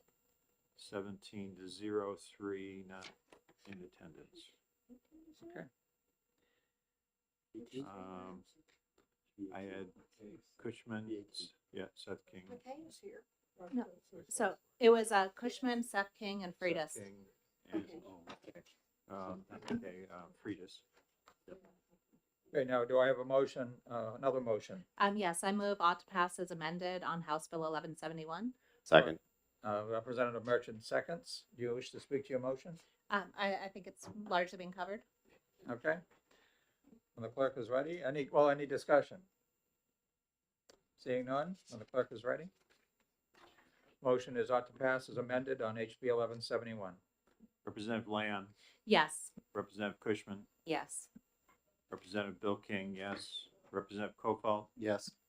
Representative McLean. Yes. Representative Seth King. Representative Mazur. Yes. Representative Nagel. Yes. Representative Polozov. Yes. Representative Weber. Yes. Representative McKay. Yeah. Representative Freitas. Yes. Representative Hacken Phillips. Yes. Representative Nutter Upham. Yeah. Representative Shapiro. Yes. Representative Merchant. Yes. Representative Murphy. Yes. Representative Palmer. Yes. Representative Tejas. Yes. And Representative McDonald. Yes. That's the amendment. Okay. 19-0 to 1. It's later in the day. Okay, if there's no objection, we'll put that on the consent calendar. Okay, moving on, the next bill to be considered in executive session today is HB 1231. Do I have a motion? Representative Leon. Thank you, Mr. Chairman. I would like to move amendment 2024-0206H, and I'll pass that out. Okay, is there a second? Usually do, but. Second. Representative Shapiro seconds. Could I have that number again, please? What's the number? 02026. So 02026. And I'm thinking this is the right number to come this way. That's too many digits. Sorry. There are two different amendments to this bill. They're both complementary. They catch different things. It is it's 206 with the leading zero. So 0206 is the one we're discussing. Correct. But the one we have is the other one. It's coming through this way. We'll do the two of them. So this, so to speak to this amendment, the first section, I prepared this with Representative Thomas. The first one catches the word on, it says with instead of within 21 days. The other one is the same one that Representative Shapiro caught, that it should be 2024, not 2023. I believe he can speak to his amendment after we do that, but the two of them are complementary. I'm sorry, I don't have the paper yet, and I have completely gotten garbled as to what we're voting on right now. Can you wait till we get the amendment in front of us and then explain it? That would be really helpful. Yes. Thank you. So we'll give him. I'm a visual learner. I'm perfectly happy to read while you're explaining. I just need it in front of me. Who was second on the bill? Representative Shapiro, I Shapiro. believe. Representative Shapiro was second. Okay, thank you.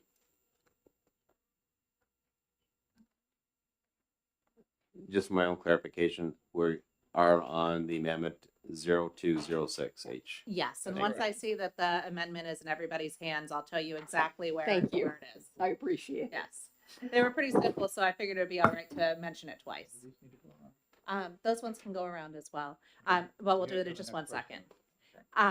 So if you look on line 10, that in the original bill says with, not within, so that it reads reported to the department within the prior 21 days instead of reported to the department with the prior 21 days. And then the other change in 17 on lane 17 is changing it to 2024 instead of 2023. Just simple clerical changes. Thank you. Thank you.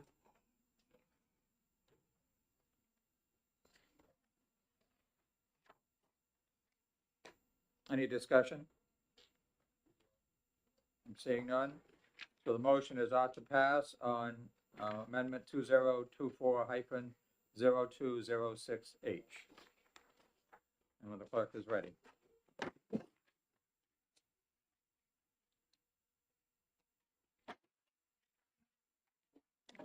Representative Leon, Yes. Representative Leah Cushman, Yes. Representative Bill King, yes. Representative Kofalt, Yes. Representative McLean, Yes. Representative Seth King, Representative Mazur, Yes. Representative Nagel, Yes. Representative Pelosi, Yes. Representative Weber, Yes.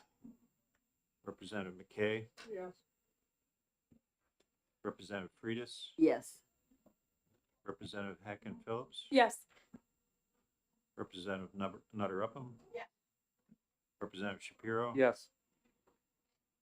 Representative Merchant, Yes. Representative Murphy, Yes. Representative Palmer, Yes. Representative Tejas, Yes. and Representative McDonald, Yes. 19-0-1.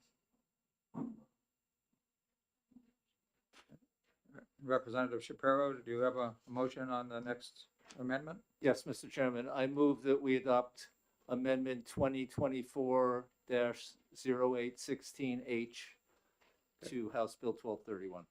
Thank you. Is there a second? I'll second. Representative Leon seconds. Representative Shapiro, do you wish to speak to your motion?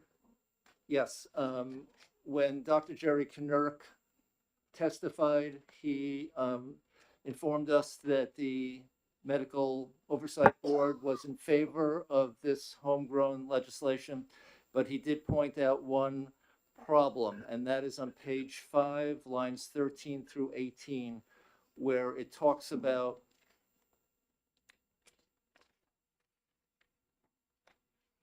it basically talks about who would be precluded from prosecution for possession. And it includes people who are not were kind of far along in their approval of having a qualified condition, but not fully, fully qualified. And so we just thought that that was too confusing. People who were in that situation could wait. And it created an enforcement confusion that shouldn't be in there. So Amendment 0816 just does away with Section D. It also on the top, it also catches the same date change that was we already passed in the previous amendment. Thank you. Any other discussion?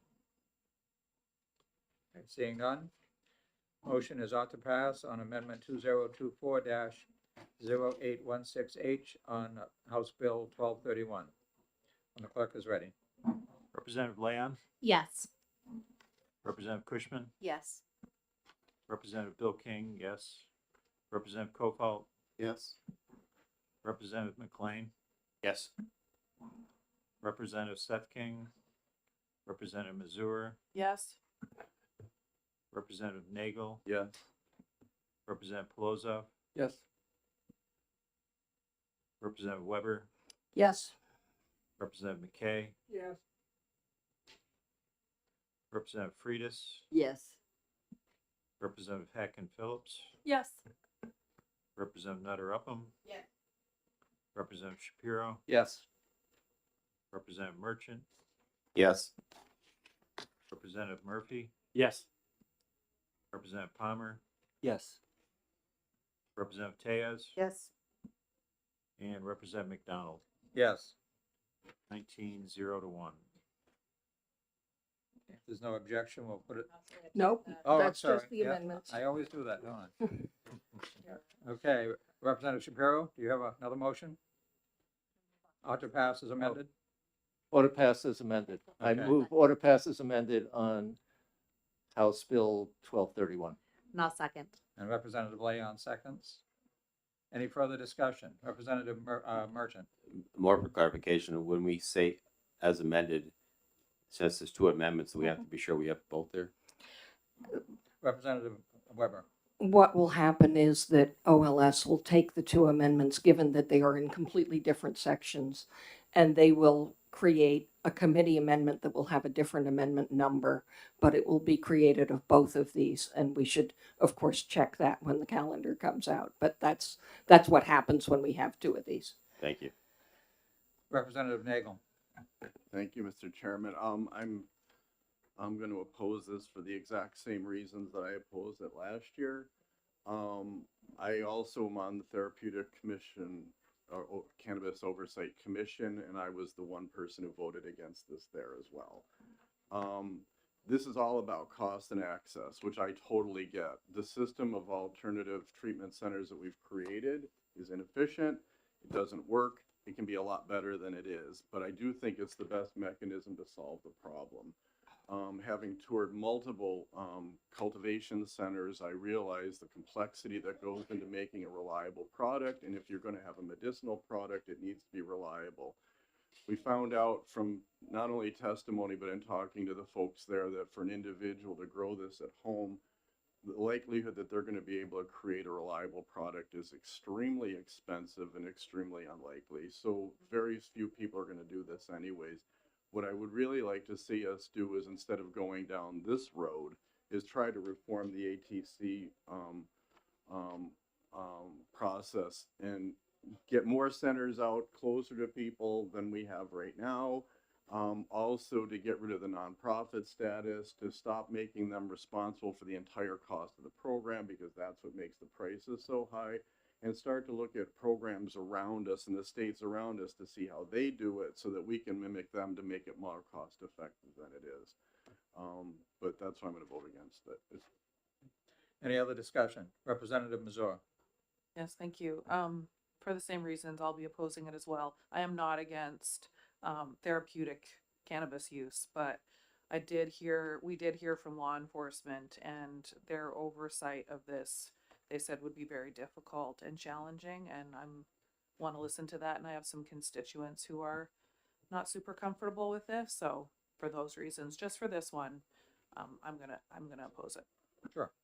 Representative, Merchant. I hear about the law enforcement. I think law enforcement had a real challenge, specifically when page 5, lines 13 through 18, since those have been deleted. I think the issue about enforcement becomes less problematic, and therefore I'll support the bill. Representative Nagel, did you have your hand up? I did, and I think there's two other issues that I wanted to raise. Number one is I want to emphasize that we're talking about cannabis as an ingested smoked plant. There are actually THC and CBD formulations that are FDA approved, and they are Schedule 3. So it's not like people don't have access to this already.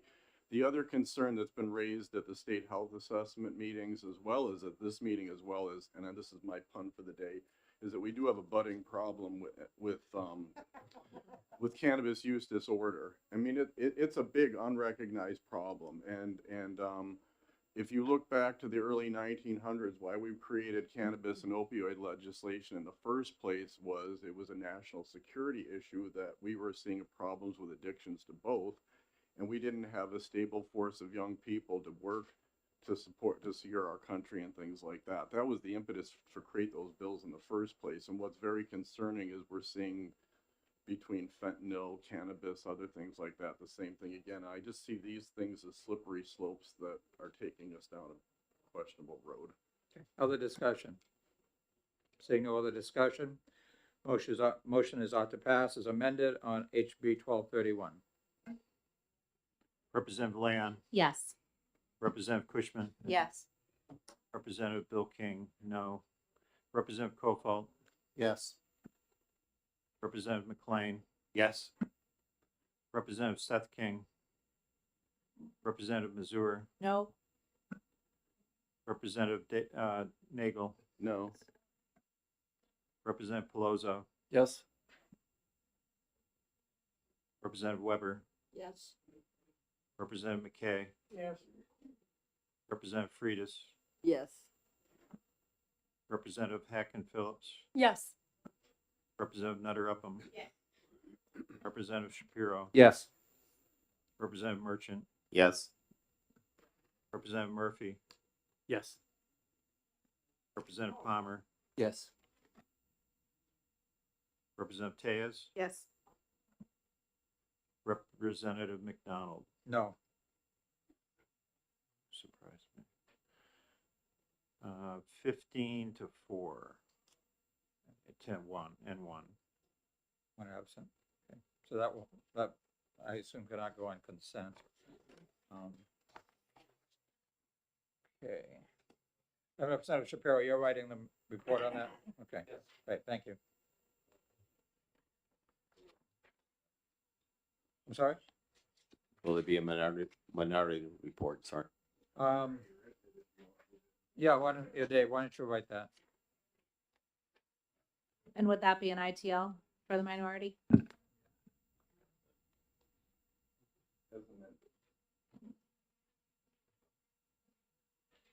And again, I need any reports today. Not my role, the speaker's role, so. Okay, Representative Shapiro had to leave and I don't know if it's really feasible. 1240, is that Representative Leon, is that something we were considering or? I'm not sure if we're going to be able to do one more bill in 6 minutes or if we're going to Probably try not. and do that after we're back. What's that? 10:42? Oh, yes. 10:42. Actually, yeah, 10:42 should be quick if we want to do Okay, 10:42. all right, then let's proceed to 1042 then. Do I have a motion on 1042? Representative Merchant, I have a motion for an amendment first. sure. I'd like to speak to Amendment 2024-0717H. I will second. Okay, that's moving around, if I take it. This is not this one. There you go. Thank you. It's going, The amendment. going both ways. It's on its way. Okay. All right, and I think I got this one. You can send them over to the other side. Here, I'll meet you halfway. Easy So- is good. Ye- Easy is not your typical four-letter word. No. Thank you, Mr. Chairman. So you made a motion. Did I hear a second? I'll second. Representative Leon Co- seconds. Copal. I'm sorry, Representative Kofalt, I'm sorry. Would you like to speak to your motion, Representative Merchant? Yes, I would. Thank you, Mr. Chairman. Although the intent of this bill initially back in 2017 was well intended, after listening to a lot of testimony, particularly from the Board of Pharmacy and their lack of documentation, that this was actually done anything to reduce an error or show a reduction in error and so forth, et cetera. And recognizing that this is best practice, really not something that should be codified in statute. We looked at other professions. They don't have something comparable to this. It's my recommendation to this committee that it's time to repeal the bill, or repeal the RSA to let us get back to best practice and not put best practice into statute. Any other discussion? Mr. Chair. Oh, yes, Representative Mazur. I just have a quick question. So I was subbing in a committee the other day, and it was brought up that if there was an amendment that there was no big controversy and that everyone was going to be voting on, they could go straight to OTPA. No. No? Because they Never heard that. Oh, well, they did it. No, Okay. yeah, that's, yeah. Okay, or more. I do believe it can be a show of hands when it's not controversial, but it does need to be voted on. Well, unless there's a strong objection, I think we should do the roll call. Representative Weber. much appreciate doing the roll. I think it should be. Any other discussion or any other questions? Hearing none, motion is ought to pass on Amendment 2024-0717H to House Bill 1042. Representative Leon, Yes. Representative Cushman, Yes. Representative Bill King, yes. Representative Kofal, Yes. Representative McLean, Yes. Representative Seth King, Representative Mazur, Yes. Representative Nagel, Yes. Representative Pelosi, Yes. Representative Weber, Yes. Representative McKay, Yes. Representative Freitas, Yes. Representative Hecken Phillips, Yes. Representative Nutter Upham, Yes.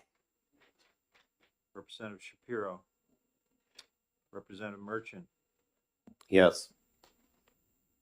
Representative Murphy, Yes. Representative Palmer, Yes. Representative Tellez, Yes. Representative McDonald, Yes. 18-0 and 2. Hey, do I have another motion? Motion ought to pass as amended. Thank you. Is there a second? Second. Representative Kofalt seconds. Any discussion? Seeing none, I'll ask the clerk when he's ready. The motion is ought to pass as amended on House Bill 1042.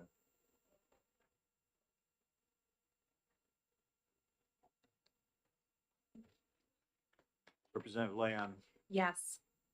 Representative Cushman, Yes. Representative Bill King, yes. Representative Kofal, Yes. Representative McLean, Yes. Representative Seth King, Representative Mazur, Yes. Representative Nagel, Yes. Representative Pelosi, Yes. Representative Weber, Yes. Representative McKay, Yes. Representative Freitas, Yes. Representative Hecken Phillips, Yes. Representative Nutter Upham, Yes. Representative Shapiro, Representative Merchant, Yes. Representative Murphy, Yes. Representative Palmer, Yes. Representative Tellez, Yes. and Representative McDonald. Yes. 18-0 and 2. Consent. Yes, there's no objection. Go on consent. Okay, it is now noon, and we agreed that we'd break at noon until 1:10. So we'll be in recess for the next hour and 10 minutes. You want to?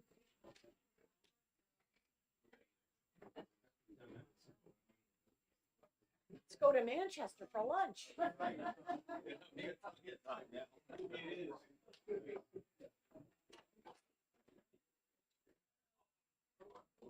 Funny. Oh, you don't have to. But yeah.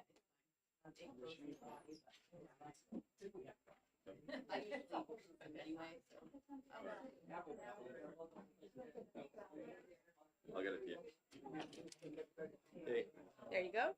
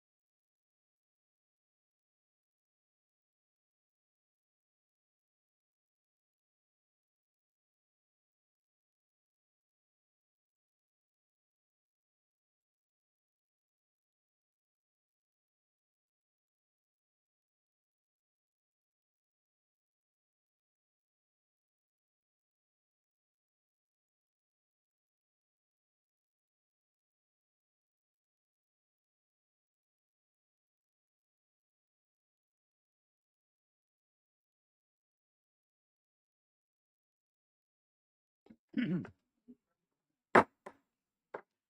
afternoon and welcome back. We'll continue our executive session from this morning. And the next bill up is HB 1318. Do I have a motion on that? I have an amendment that I handed out. Okay, Representative Nagel? Oh, and I'd like to make a motion that we ought to pass amendment 2024-0424H on House Bill 1318. Do I have a second? Second. Representative Merchant seconds. Representative Nagel, do you want to speak to your motion? I will be as succinct as possible. So just as a background, most of you heard the original discussion on this, but there's been a problem in balancing the needs of people in pain and people with addiction and with regard to opioids for over 120 years. And we've never managed to hit the sweet spot. Since the public policies of 2016, we've really gone the wrong direction in terms of tilting things in favor of people with addiction and harming people with pain. The opioid abatement trust funds that were created unfortunately exacerbate that dramatically by causing a substantial redistribution of wealth from one group to another without acknowledging the needs of people in pain. So the whole purpose of this bill was to actually try to bring the system back into balance. What was exciting about the discussion that we had with Attorney Perfetti was that it brought us together to sit down and chat about this in a lot greater detail. His concern was that anything that we do has to be opioid sparing. So these amendments are modified to try to preserve his concerns. Anyways, with that said, I'm going to do it. There's two specific numbers, number 19 and number 18. Both have been one more amended than the other one. And number 19, the only change I made in that was acknowledging some people's concerns on the Opioid Abatement Commission that they didn't understand what public and non-public services meant, and I didn't either. So I just removed those words. That's the only change in 19. The reason why we have number 19 is that everybody is saying, well, you don't need to prescribe opioids. You can give them all these other services that we provide them no access to.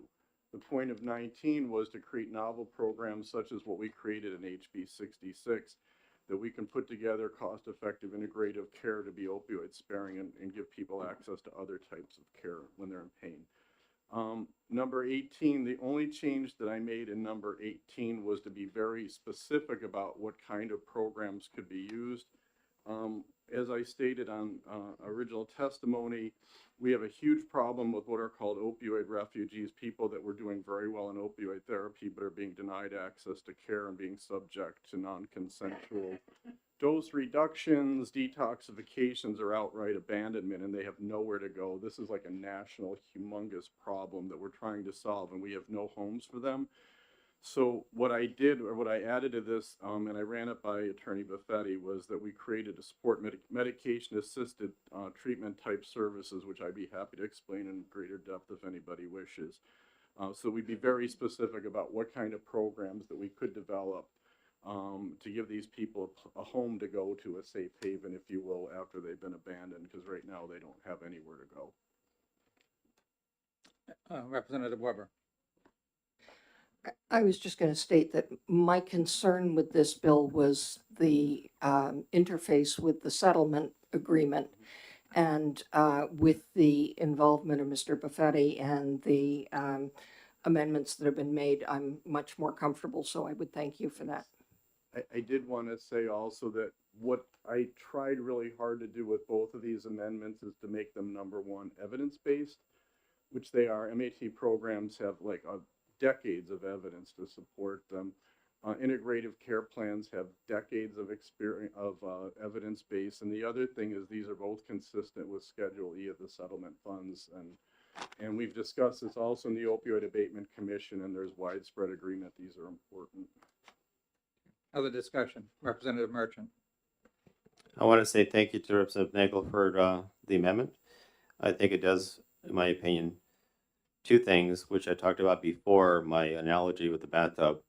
It deals with medication-assisted treatment programs to help people who need to be treated, who have an addiction. It helps in that arena, which is what I call draining the bathtub. But at the same time, it does talk about trying to find under section 19, line 14, ways to treat patients with non-opiate treatment alternatives. So I think in a lot of ways this tackles that concern I had. We're not just trying to empty the bathtub, we're trying to avoid filling it at the same time. Therefore, I'll support it. Thank you. Other discussion? Seeing none. Okay, the motion is ought to pass on amendment 2024-0424H to amendment to House Bill 1318. Mr. Clerk? Representative Leon, Yes. Representative Cushman, Yes. Representative Bill King, yes. Representative Kofal, Yes. Representative McLean, Yes. Representative Seth King, Yes. Representative Mazur, Yes. Representative Nagel, Yes. Representative Polozov, Yes. Representative Weber, Yes. Representative McKay, Yes. Representative Freitas, Representative Hacken Phillips, Yes. Representative Nutter Upham, Representative Shapiro, Yes. Representative Merchant, Yes. Representative Murphy, Yes. Representative Palmer, Yes. Representative Tejas, Yes. and Representative McDonald, Yes. 19-0. Okay, Mr. Representative Nagel, would you like to make another motion? I'd like to make a motion on, pass House Bill 1318 as amended by amendment 0424H. Thank you. Representative Merchant seconds. Any other discussion? Representative Palazzo? My initial concern with this bill if the opioid abatement is a proper place for these measures, but I'm happy with the explanation that we need bring back system into balance, and we need to respect need of patients who give informed consent for pain management. I think this bill helps us bring back to risk-benefit analysis and best practices, so I will support it.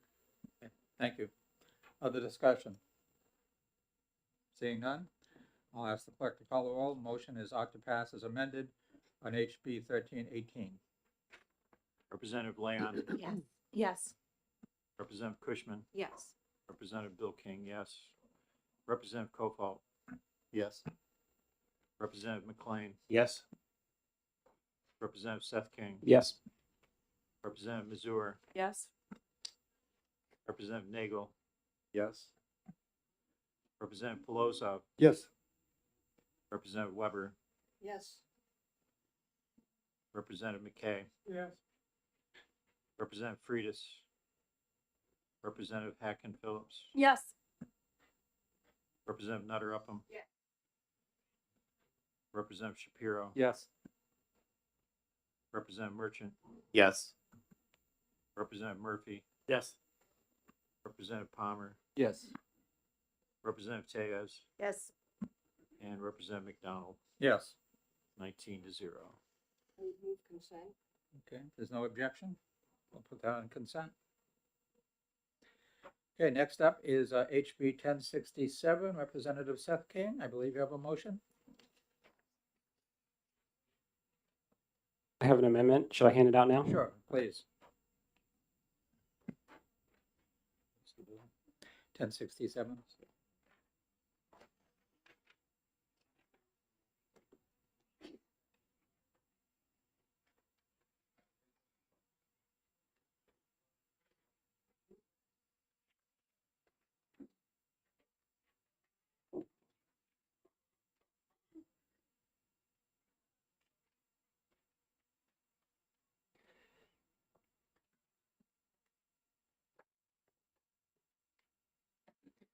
So while that's being handed out, I'd like to make a motion of ought to pass for amendment 2024-0600H. Is there a second? Representative Leon seconds. Do you wish to speak to your motion? Yes, thank you, Mr. Chair. So this amendment removes the first two paragraphs of the original bill and keeps the third paragraph in its entirety. I don't think there was enough support for the original bill as is, really at all. I think I know personally I would not have been able to support the original bill. I don't like the idea of compelling doctors against their conscience to either perform an operation or to even be forced to do the legwork and find out somebody who would perform the operation for the patient. I think the patient can do that on their own. This amendment does keep, I think, a really good part of the bill, which is basically saying that if somebody does choose to get sterilized, they don't get to later have regrets and then sue the doctor because, oops, I can't have children. I believe in treating adults like adults, and you have to be willing to take the consequences of your actions when you make these decisions. So this still requires a patient to sign a waiver and all that stuff. They know what they're getting into. The sponsor of the bill, I think one of her main contentions was that a lot of doctors aren't willing to perform sterilization specifically for women because out of some sort of like paternalistic ideas. I don't really see it that way. I tend to think that most doctors are just afraid of getting sued after the fact. Unfortunately, we don't have any doctors that testified to explain why they were unwilling to do these procedures. So we can only speculate. That's my speculation, is they're just afraid of getting sued. And this really helps protect them. This way, adults can be adults. They can make decisions concerning their bodies. And if they later have regrets, that's very unfortunate, but they signed the waiver, you know. So this way, doctors can do it without fear. So. Other discussion, Representative Leon. Thank you, Mr. Chairman, and I want to thank Representative King for bringing this amendment. I think that the idea of a doctor not performing an otherwise medically necessary procedure because they're concerned about the person's future reproductive plans is a problem. I really would like to have a way that we could have figured out how to get Section A to work. But when I don't think that that's something that we were going to be able to come to any sort of language on how to do that. And I think that the effort that Representative King has in this to basically make it clear that somebody can't sue for that reason, hopefully will alleviate all those concerns from doctors that are otherwise not providing care that is warranted.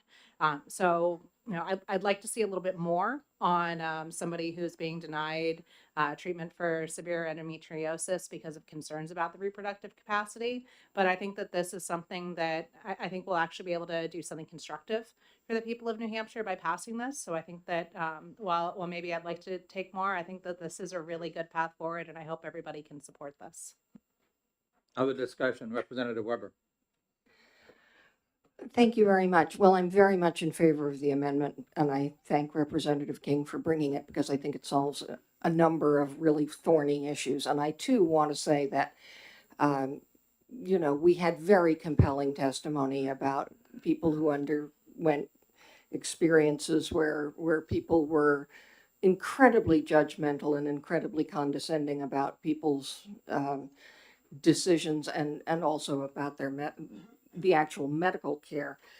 I'm still in two minds about whether I'm going to vote for the underlying bill or not, because I have a conceptual problem placing individual medical procedures in the patient's Bill of Rights.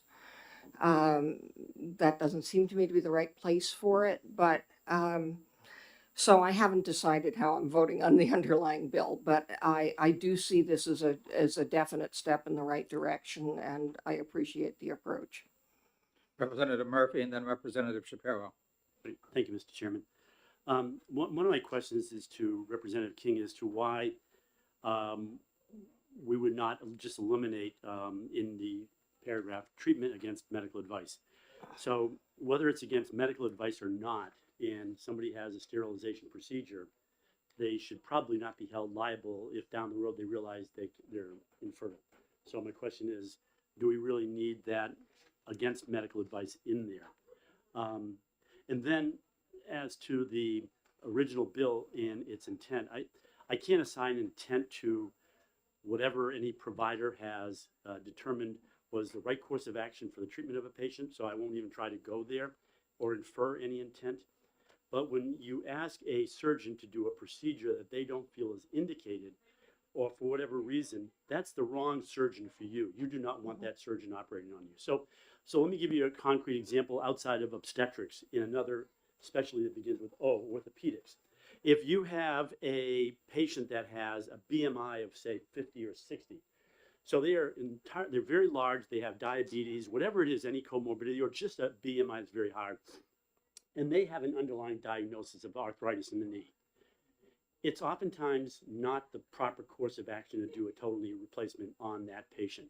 There is huge increased risk associated with that. So the language to me is that patients may have an indication to have a procedure, but the physician or the provider's judgment is such that they don't think it's the most appropriate course of action for you. And I'm not trying, and I won't, you can say, I don't like big, heavy people, but you know in your heart that they're doomed to have a failure. So I just can't assume or assign intent for any providers that we have heard from in prior testimony. So again, I'm not convinced as how I'll go with the original bill, but I do want to ask you about, should we even have treatment against medical advice and just be all inclusive about anybody that has a sterilization procedure be absolved of any potential risk or liability if they were properly informed of their risks involved. Want me to answer? Sure. Thank you for the question. So your second part had to do with, already forgotten. What was the second part?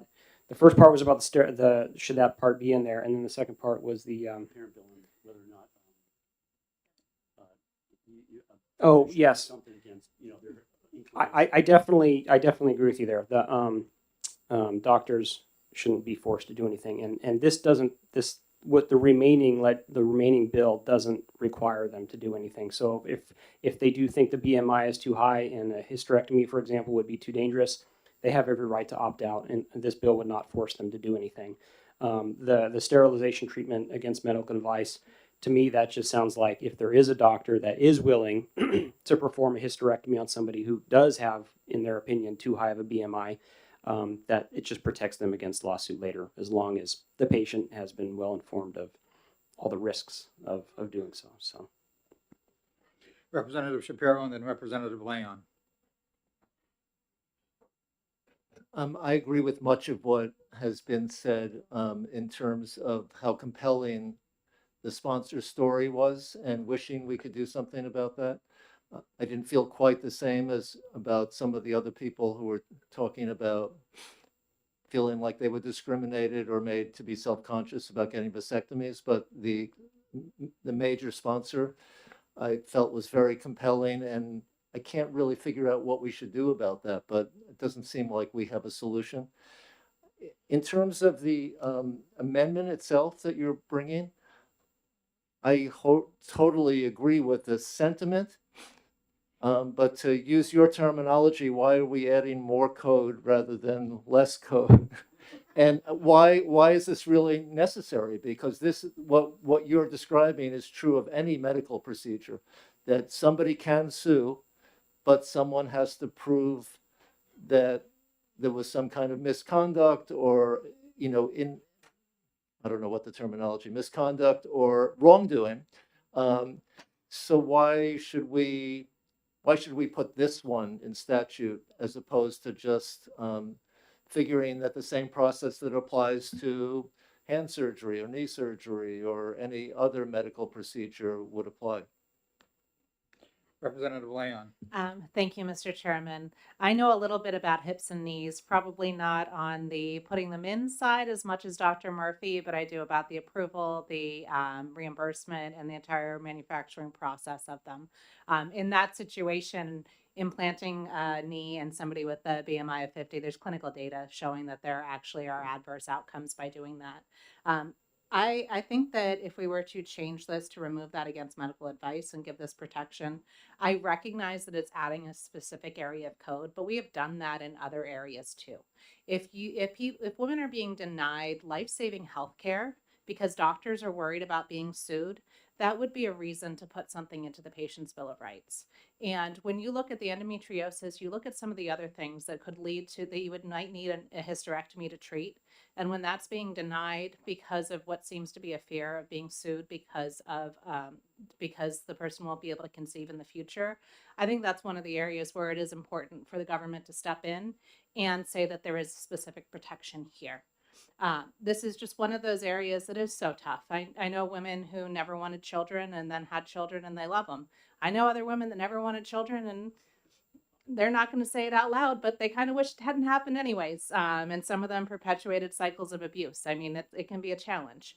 But when you're looking at a woman who has a medical condition and is denied treatment for what seems to be just concerned about future fertility as opposed to dealing with a true and present medical condition, I think that it is the role of the state to do something here. And I believe that adding that protection from a lawsuit based upon the future childbearing capacity in a sterilization, even if it's not against medical advice, is a good step forward in order to ensure that women are getting this life-saving care. Representative Merchant. Help me understand, what is to prevent a provider having a patient sign a consent form against the risk and so forth, et cetera? What I'm thinking about is you can sign yourself out of a hospital against medical advice. So what I'm trying to understand is why we need this bill to begin with. Why can't there be a form that the physician has or a provider has that clearly articulates what the downside is and so forth? You're absolving me of all of the responsibilities and so forth. I've told you everything I need to tell you, and you still want to go forward. I'll be glad to honor that request, just because you fully understand it. I'm not an attorney. I'm looking at least two of them here. Why can't that form be signed by the patient today? Representative Nagel. I think I'm answering what you're saying because that was a question that I kind of raised, and I don't know how binding these things are. You know, just because I have somebody sign something, they still can come back and sue me later, and I don't know what the legalities of this are. I'm almost starting to wonder if we're straying into the wrong commission for this committee for this bill, and you know, like somebody would have more expertise on the question you just asked, because I don't know, and I've been told a million times when I design my own informed consents. Representative Weber. Thank you. And I'm not an expert on informed consent, but I'm remembering my first school superintendent who said, nothing I can tell you will prevent you from being sued. A lot of what I can tell you can keep you from being sued successfully. So there is that distinction. But I think that what both of you are working towards is exactly what I was saying originally. This is the wrong place in the statute. If we were to do it, it doesn't belong in the patient's Bill of Rights. It belongs in the statute that deals with civil actions against physicians, if there's one that's very specific, and there's, I'm sure there are, because I can remember the medical panels and all of that stuff. So it belongs in a completely different section of the statute, and it belongs in the Judiciary Committee when we're talking about limitations of liability, because they are the committee that deals with that. And in that respect, I do wonder if this is something that we might not want to interim study in terms of getting a more comprehensive approach and getting it to the right committee next time around. Representative Merchant, then, excuse me, Representative Shapiro, then Representative Merchant. Yes, thank you, Mr. Chairman. I wonder if I could ask the lawyer in the room, who may not be an expert in this area, but is a lawyer, what does it mean, shall have no civil right of action? Does that mean they can't sue, or does that mean they can't win a suit? The words say to me, and I'll defer to Representative Kofalt, because I'm an elder law attorney and I haven't been since 1996 in another state, but it means that there is no cause of action. But I don't know whether this conflicts specifically with items in the civil litigation parts of our statutes which may say something very different. And, you know, I just don't know the answer to that. Representative Merchant, do you still have a question? If this is not an early bill, can we reassign this to another committee? No, once we've had a hearing on it, we can't. No. You can't push it over No. to the second committee? Representative King. Thank you, Mr. Chair. So I'm not opposed to interim study. I'm a firm believer that speedy legislation is a bad idea, and I think we should take things slowly and do it right.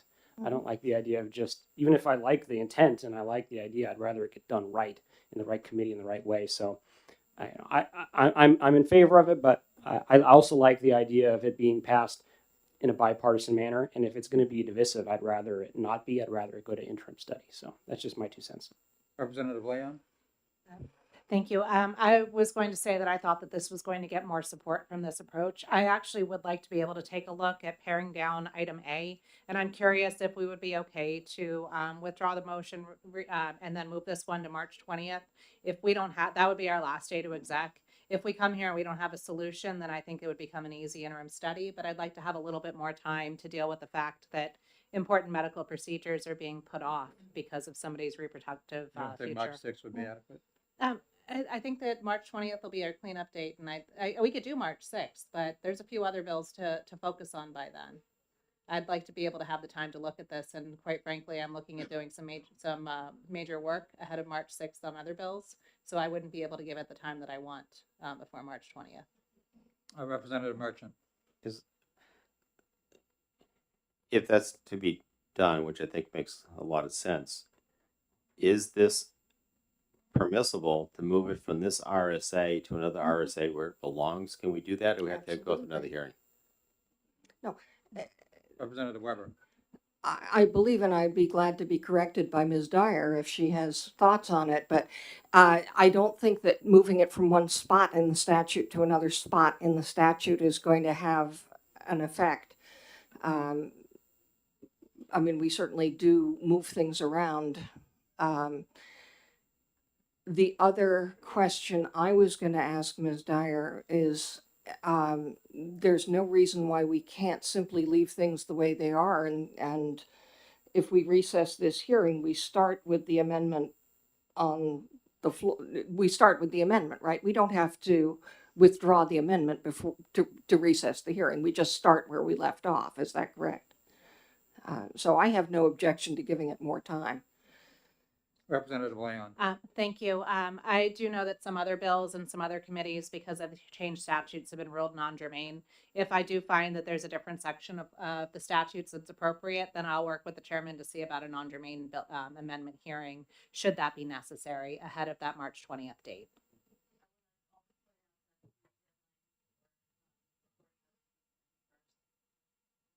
Yes. Yes, so any hearing on that would have to happen well ahead of that. Representative Palazov, then Representative Nagel. Thank you, Mr. Chair. I will join the majority if you want to recess it, but my preference is to pass at least something to help those suffering, because I see it as an issue that probably still exists, but it might not exist in a couple years because culture is changing. In the past, it was noble to have many kids. Now it's not so much. So I think physicians will are catching up with the current time. So I see this issue could solve itself like maybe next year, maybe in 2 years. So, but if it still exists, maybe if we pass at least this minor thing. Representative Nagel. I have 2 comments. One, when we were hearing the hearing, it's a lot of times, as Representative King said, sometimes the voice that's not in the room is the most important voice. When somebody comes in and brings a bill forward who's seen 6 different doctors from very different perspectives, all of them said they don't think the surgery is a good idea. That raises some red flags that maybe not doing the surgery was the right idea. We don't know because they weren't here and they didn't testify. The other thing I wanted to raise was, I suppose the futility of this kind of thing so I've been sued once in my entire medical career. And I got this notice that I was being sued. There were 5 other doctors involved. All 5 of us were being sued. The reason we were being sued was failure to diagnose and treat. I diagnosed the person and I initiated therapy for the specific diagnosis the minute I saw her, which I thought, well, all right, fine, they'll let me off. So, and the other 4 missed the diagnosis, which I don't blame them. It was in my field, it wasn't in there. So, anyways, so I thought, well, that's great, we're done, I'm going home. The next thing I find out is that, nope, we're gonna continue, we're just gonna even find another creative reason to sue you. And $20,000 of legal expenses later, and, you know, yeah, sure, I got found without a problem or innocent or whatever term you want to use, but $20,000 stress and time, I'm not sure these things actually ever prevent anything. And that is the point of what we're trying to accomplish with this amendment, is to prevent it. Other discussion? All right, so what's the pleasure of the committee? Are we going to, Representative Weber? Go ahead and, set it for later. So just recess the whole thing until March 20th? Is that agreeable to everyone? All right, so we will recess this bill 1067 to March 20th.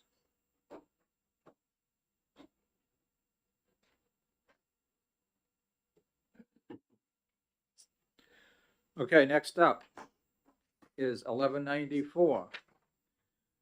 Do I have a motion? Representative McLean. I'd like to move an amendment, Mr. Chair, which I'm going to hand out, 2024-0809H. Okay, that's coming around? Yes, Mr. Chair. For me.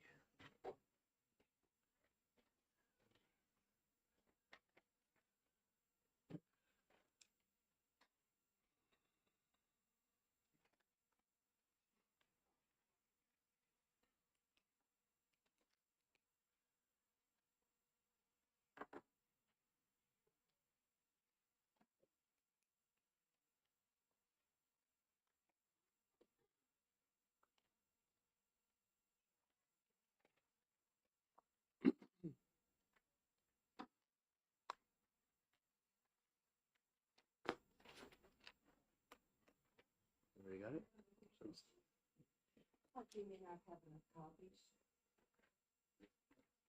They made 22. Just not enough. Need another one?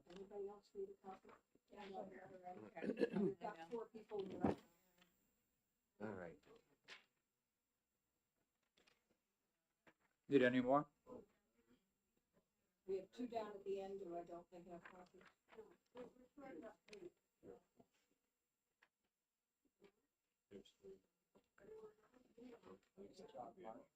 Well, they made me 22. You didn't give any away to anybody else, did you, on the way over, Mark? No, There's, well, I guess there's one down here. here, yeah, run Mary's over. Well, there's one. All right.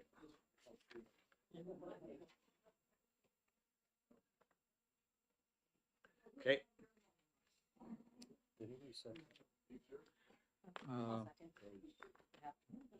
Right. I'll second his motion. Representative Leon seconds the motion about to pass on the amendment. Okay. Okay, does everybody have a copy of the amendment? Representative McLean, would you like to speak to your motion? Yes, thank you, Mr. Chair. I mean, I'll be brief. There was some concern brought up in testimony about this bill that and when you go about redefining what is a non-communicable disease, that it may leave exposed tetanus, and there was concerns that we wanted to maintain vaccination for tetanus. So in the interest of providing something that's palatable for the folks on the committee, I put that in as a compromise, and so that it makes clear that vaccination for tetanus is preserved. Thank you, Mr. Chairman.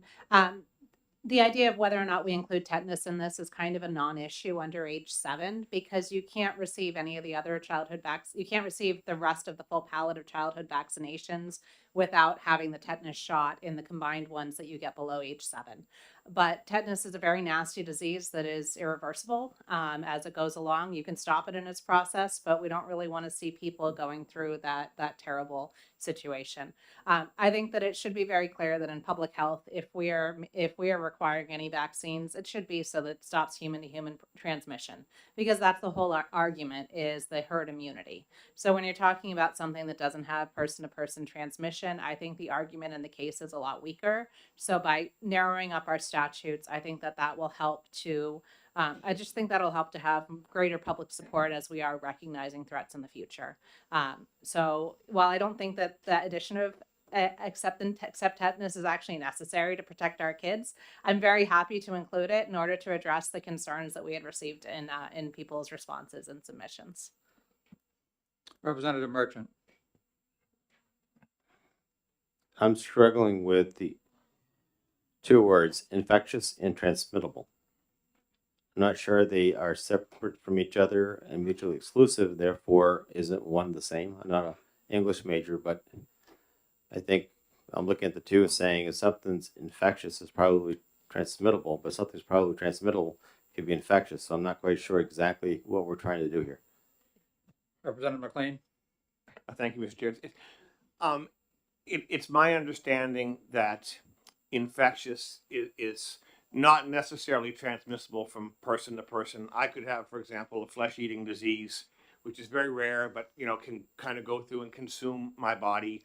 So it is infectious, but it's not transmissible.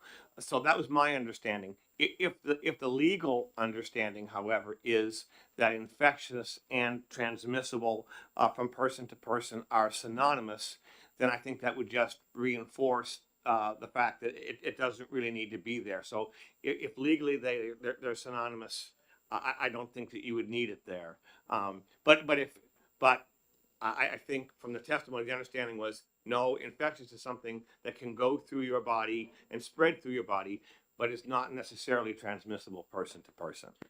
Representative Cushman and then Representative Weber. Thank you, Mr. Chairman. Yeah, I was just going to give my feedback.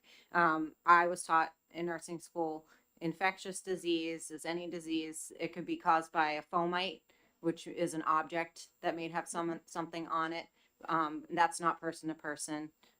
Or it could be like malaria, where there's a vector, a mosquito in that case, not person to person. Those are, you could even just have pneumonia. That is a secondary infection from bronchitis or something. That's not communicable. It's not transmitted from person to person, but it is infectious. Representative Weber and then Representative Nagel. Thank you. My concern is the transmissible, with removing infectious, is if we only have transmissible from person to person, then we have removed all of the vector diseases. And as we know, we have a lot of them and we're getting more. And I don't want to stand in the way of a treatment if there is one. I just think this is unnecessary and inadvisable, so I'm going to vote. I might vote yes on the amendment because it makes it a little more clear, but I'm really a no on everything. Representative Nagel and then Representative Shapiro.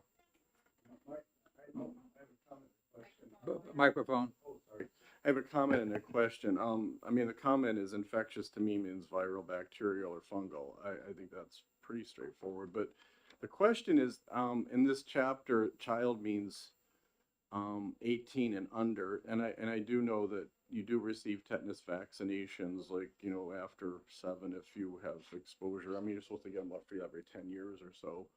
So that would, I mean, if we assume that that's the definition of child, which it says in statute, then that does become important as its own separate thing.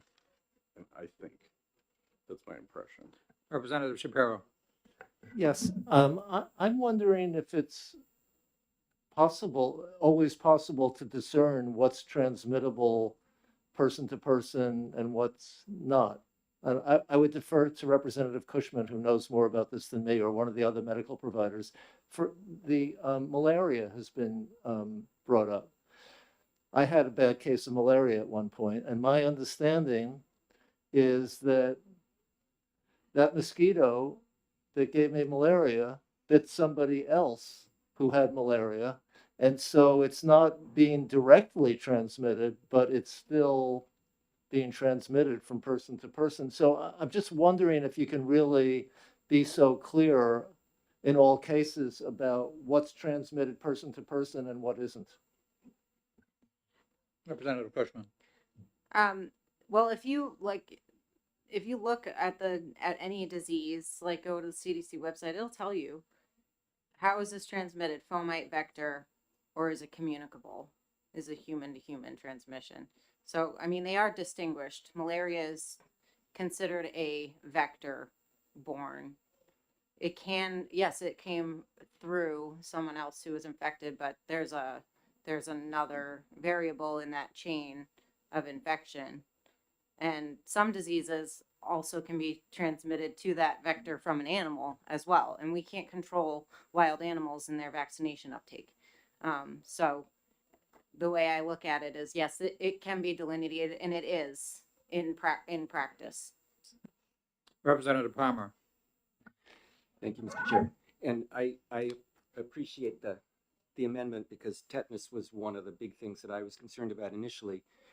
But I think that I'm also concerned about unintended consequences, and malaria is a great example.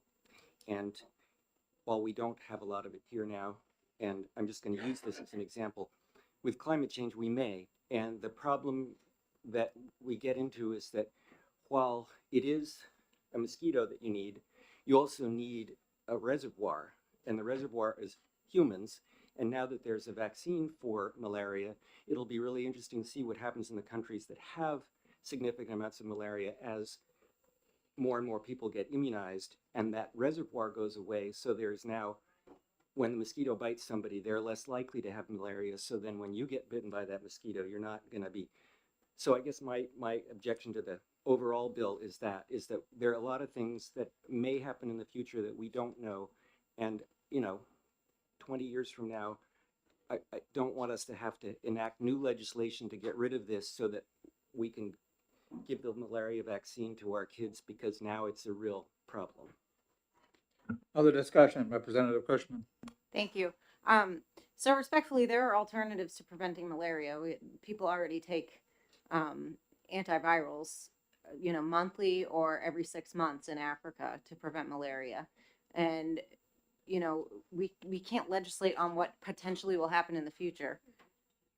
So I think right now we have this in front of us with the understanding that the whole premise of the state even being able to mandate any vaccine on any person is due to the common good that might be at stake, right? And so if a disease is non-communicable, there's no common good to be working for. And we're leaving tetanus in here, as a olive branch, and to alleviate concerns about this one disease that I personally don't believe that the state has any right to tell parents that they have to give their children anyway, because it can't be transmitted to other children. So I think for what we have right in front of us right now, this is the right thing to do. We're just correcting this definition. This was an oversight that this term infectious was left here, because the statute was trying to say that, the whole intent of this part of the statute was to say no non-communicable diseases shall be have vaccinations required of our citizens. So we're just correcting this. And if there is a drastic need and we find that we have an epidemic of malaria in the United States, that the impetus will be there for the legislature to come together and do something about that. Thank you. Ms. Rogers, you mentioned that this, to Ms. Dyer, about this being school age, but I don't see that in the bill. Oh, it's in the statute that way? Okay. Right.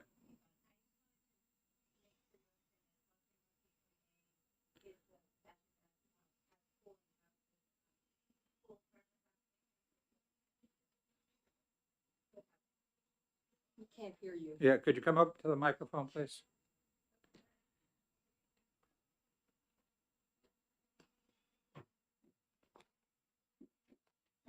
Thank you. Abby Rogers, Legislative Liaison, Division of Public Health. I was telling Christina Dyer, just as a reminder, that this bill is affects RSA 141C20-A, which is the statute that governs requirements for school and daycare attendance for vaccination. So just wanted to remind you that that's the statute that would be affected by this change in the amendment. Thank you. Thank you. Any questions for Ms. Rogers while she's up here, or Representative Merchant? This goes back to a previous bill, I think probably from last time, but help me understand, under the RSA 141C20A, it allows the department to add additional vaccines under 541A. Has the department actually added any vaccines to the ones listed here in statute in rulemaking? Do you want to come up? I'm going to ask my colleague, Anne-Marie McCurry, to come up to talk. She's from the immunization Thank you. division. Thank you. Good afternoon. I'm Anne-Marie McCurry, Immunization Section Chief. It has been a number of years since any new immunization requirement has been added. I think it's been a decade. It's been quite a long time. And the department does not have any additional vaccines that we would like to propose to be added at this time. We're very comfortable with the listing. I think that we've been very conservative in our approach. When we look at other states, there are many other states that have many more vaccine requirements than New Hampshire does. And I just would like to put out that when we're talking about infectious diseases or non-communicable diseases, a communicable disease is one that's infectious or spread by direct or indirect contact, and also transmissible human to human. There are germs, there are pathogens that are spread through indirect contact. So there are viruses that can live on inanimate surfaces that can be picked up and later cause infection. So there is concern about removing the word infectious from this disease and definition. Follow up. So basically, if I understand the process to go through rulemaking, which is RSA 541A, that does require legislative approval because it has to go through JALCAR? Absolutely. Representative Lamb? Okay. Representative Nagel. Thank you, Mr. Chairman. Thanks for taking my question. I just wanted to make sure children applies up to age 18 in this definition, correct? Statute? The statute is relative to the school immunization requirements, so it would be any child within the school systems. Okay. Other discussion, Representative Polazov. Thank you, Mr. Chair. Thank you for taking my question. Do we have any data on health outcome in those less conservative states regarding vaccination? So if they have more vaccines required, do they have higher child mortality or lower child mortality? Could you provide us maybe later with some information on that? Thank you for the question. We could see what we could find for you and send it to you offline. Sure. Other discussion? Okay, I'm seeing none. So the amendment on the motion on the floor is ought to pass on Amendment 2024-0809H to House Bill 1194. I'll ask the clerk to call the roll. Representative Leon, Yes. Representative Cushman, Yes. Representative Bill King, yes. Representative Kofo, Yes. Representative McLean, Yes. Representative Seth King, Yes. Representative Mazur, Yes. Representative Nagel, Yes. Representative Polozov, Yes. Representative Weber, Yes. Representative McKay, Representative Freitas, and Representative Hacken Phillips, Yes. Representative Nutter Upham, Yes. Representative Shapiro, Yes. Representative Merchant, Yes. Representative Murphy, Yes. Representative Palmer, Yes. Representative Tejas, Yes. and Representative McDonald, Yes. 19-0. Representative McLean, do you have another motion? Yes, thank you, Mr. Chair. I would move ought to pass as amended with amendment 0809H. Motion, is there a second? Representative Mazur seconds. Any discussion further? Representative McLean? Yeah, thank you, Mr. Chair. So, I've been listening to the debate on the amendment, and I've been writing frantically. And so I'm not a lawyer and I'm not a doctor, but it is my understanding that, you know, the standards for mandating for immunizations is that there has to be a compelling state interest. And so I kind of take that into account when I'm looking at this bill. John Jay, who was the first justice of the Supreme Court, you know, once said that in America, the American people are sovereigns without subjects, and that's a large part of where the dignity of the American people come from. And you know, parents act as regents for their children up until they're able to come into their own sovereignty. And you know, Jay himself recognized the fact that there are limitations on that sovereignty. Otherwise, you couldn't have a functioning society, and that's implicit in the social contract. And you know, where that threshold is to have a compelling state interest. And so, you know, when I was looking at some of the case law, and again, I'm not a lawyer, but you know, in amongst all the COVID wars, you couldn't help but hear on the radio the Jacobson case being referenced over and over and over again, which was Jacobson versus Massachusetts in 1905. Jacobson was a Swedish immigrant who'd been vaccinated back in Sweden. He came to the United States and they had a massive smallpox outbreak in Cambridge, Massachusetts. And because of his bad experience, he almost died. He said, I don't want to get vaccinated. And so the Supreme Court took up that case and they ruled, in fact, that yes, indeed, the state of Massachusetts could compel Jacobson to be vaccinated. And the reason was that the threshold of a compelling state interest was met because, you know, 1 in 3 people in Cambridge died, and the vaccination requirement was very limited in its scope. It was just, you know, in that Metro Boston area. It wasn't even applying out in Western Massachusetts, you know, certainly not in the entire state. And so I think, you know, when I look at this bill, I think this bill really is taking that question of the compelling state interest head on, and it's answering that question. And I think it really references Jacobson in it's saying that, hey, if we have something that is a transmissible disease such as measles, we know that measles can go into a school and it can run through the classroom like wildfire. Not everybody is able to be immunized, and so in order to provide herd immunity in that case, then it's absolutely fine, and the threshold for compelling state interest is met in requiring immunization for mumps, measles, or anything like that. And so I think this bill really clarifies that, you know, but my understanding, though, is that some of these non-human vectors, I mean, while they're real, and we talked a little bit about America, I don't know, not America, but malaria, it doesn't rise to that same level. And we could essentially, under that rubric, go and start mandating vaccines for everything. And I really think that we need to be careful and always err on the side of that individual sovereignty and take into account what that threshold should be. I really think that this bill clarifies that, and I'm going to support the bill. Representative Kofal. Thank you, Mr. Chairman.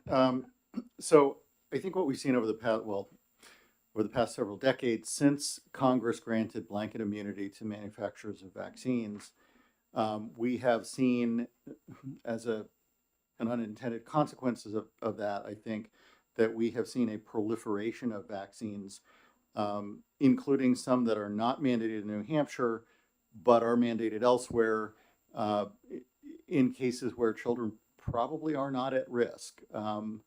So, so I think we've seen a proliferation of vaccines. We are also now, with mRNA technology, seeing a kind of redefinition of what a vaccine is.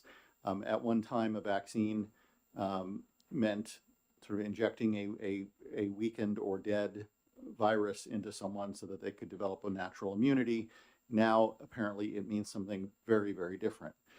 If I do a Google search for vaccines for non-communicable diseases, interestingly, it doesn't bring up tetanus, but it does bring up a lot of things that seem to be on the drawing board for things like obesity, asthma, arthritis, psoriasis, multiple sclerosis, Crohn's disease, and others. The question ultimately will come down to somebody making the argument that why would you want to put your child at risk? They should have to have this vaccine. Because indeed, that is the argument that is made about tetanus and others. In the case of tetanus, I think it's a reasonable argument, but it's one of those things that really needs to be weighed one at a time.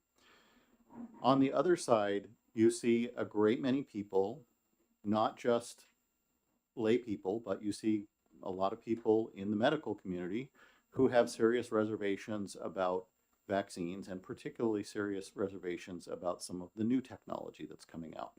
What this bill does is essentially say, we want to draw a line in the sand and say there is arguably a basis for telling people that they need to, as a member of the herd, so to speak, they need to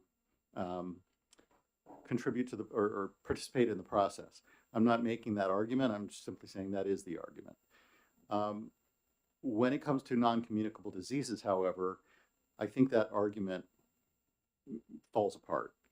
And it really comes down at that point to somebody saying, you ought to do this for your child because I believe it's good. And that leaves little room for someone else to say, I don't want to do that for my child because I think it's bad for them. That ultimately comes down to the individual rights of parents to make the decision that they think are in the best interest of their children.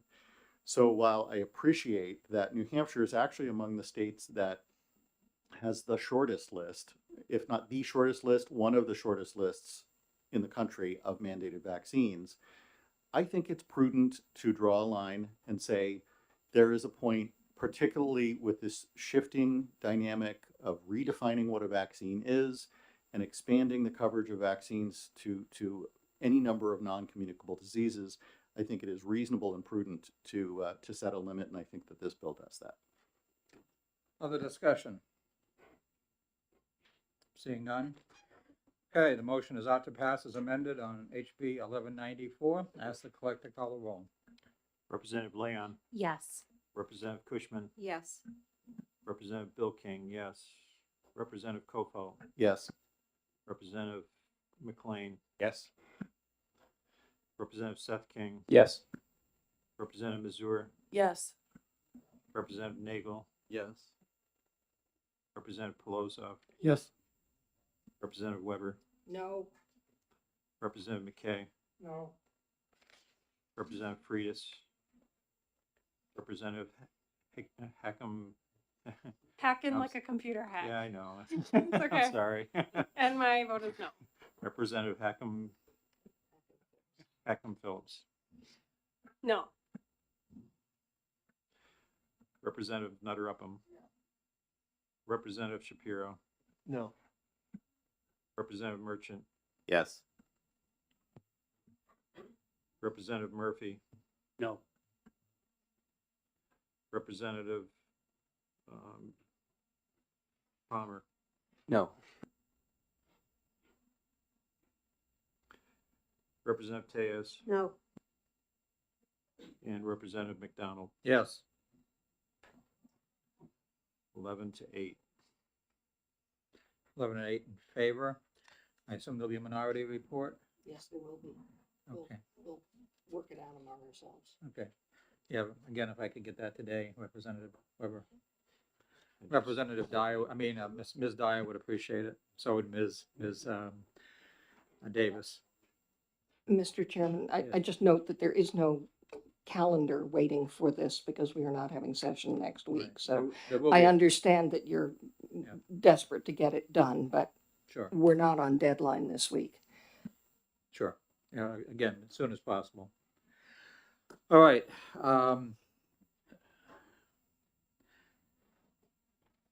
Okay, next up is HB 1213 FN. Do I have a motion? Representative Cushman.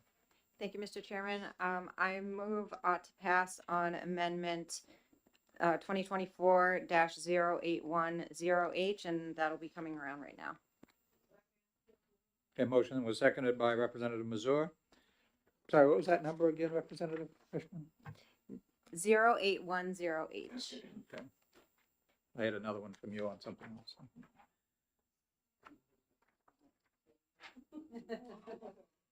I made that request for Representative McLean. I must have typed the wrong number. Okay.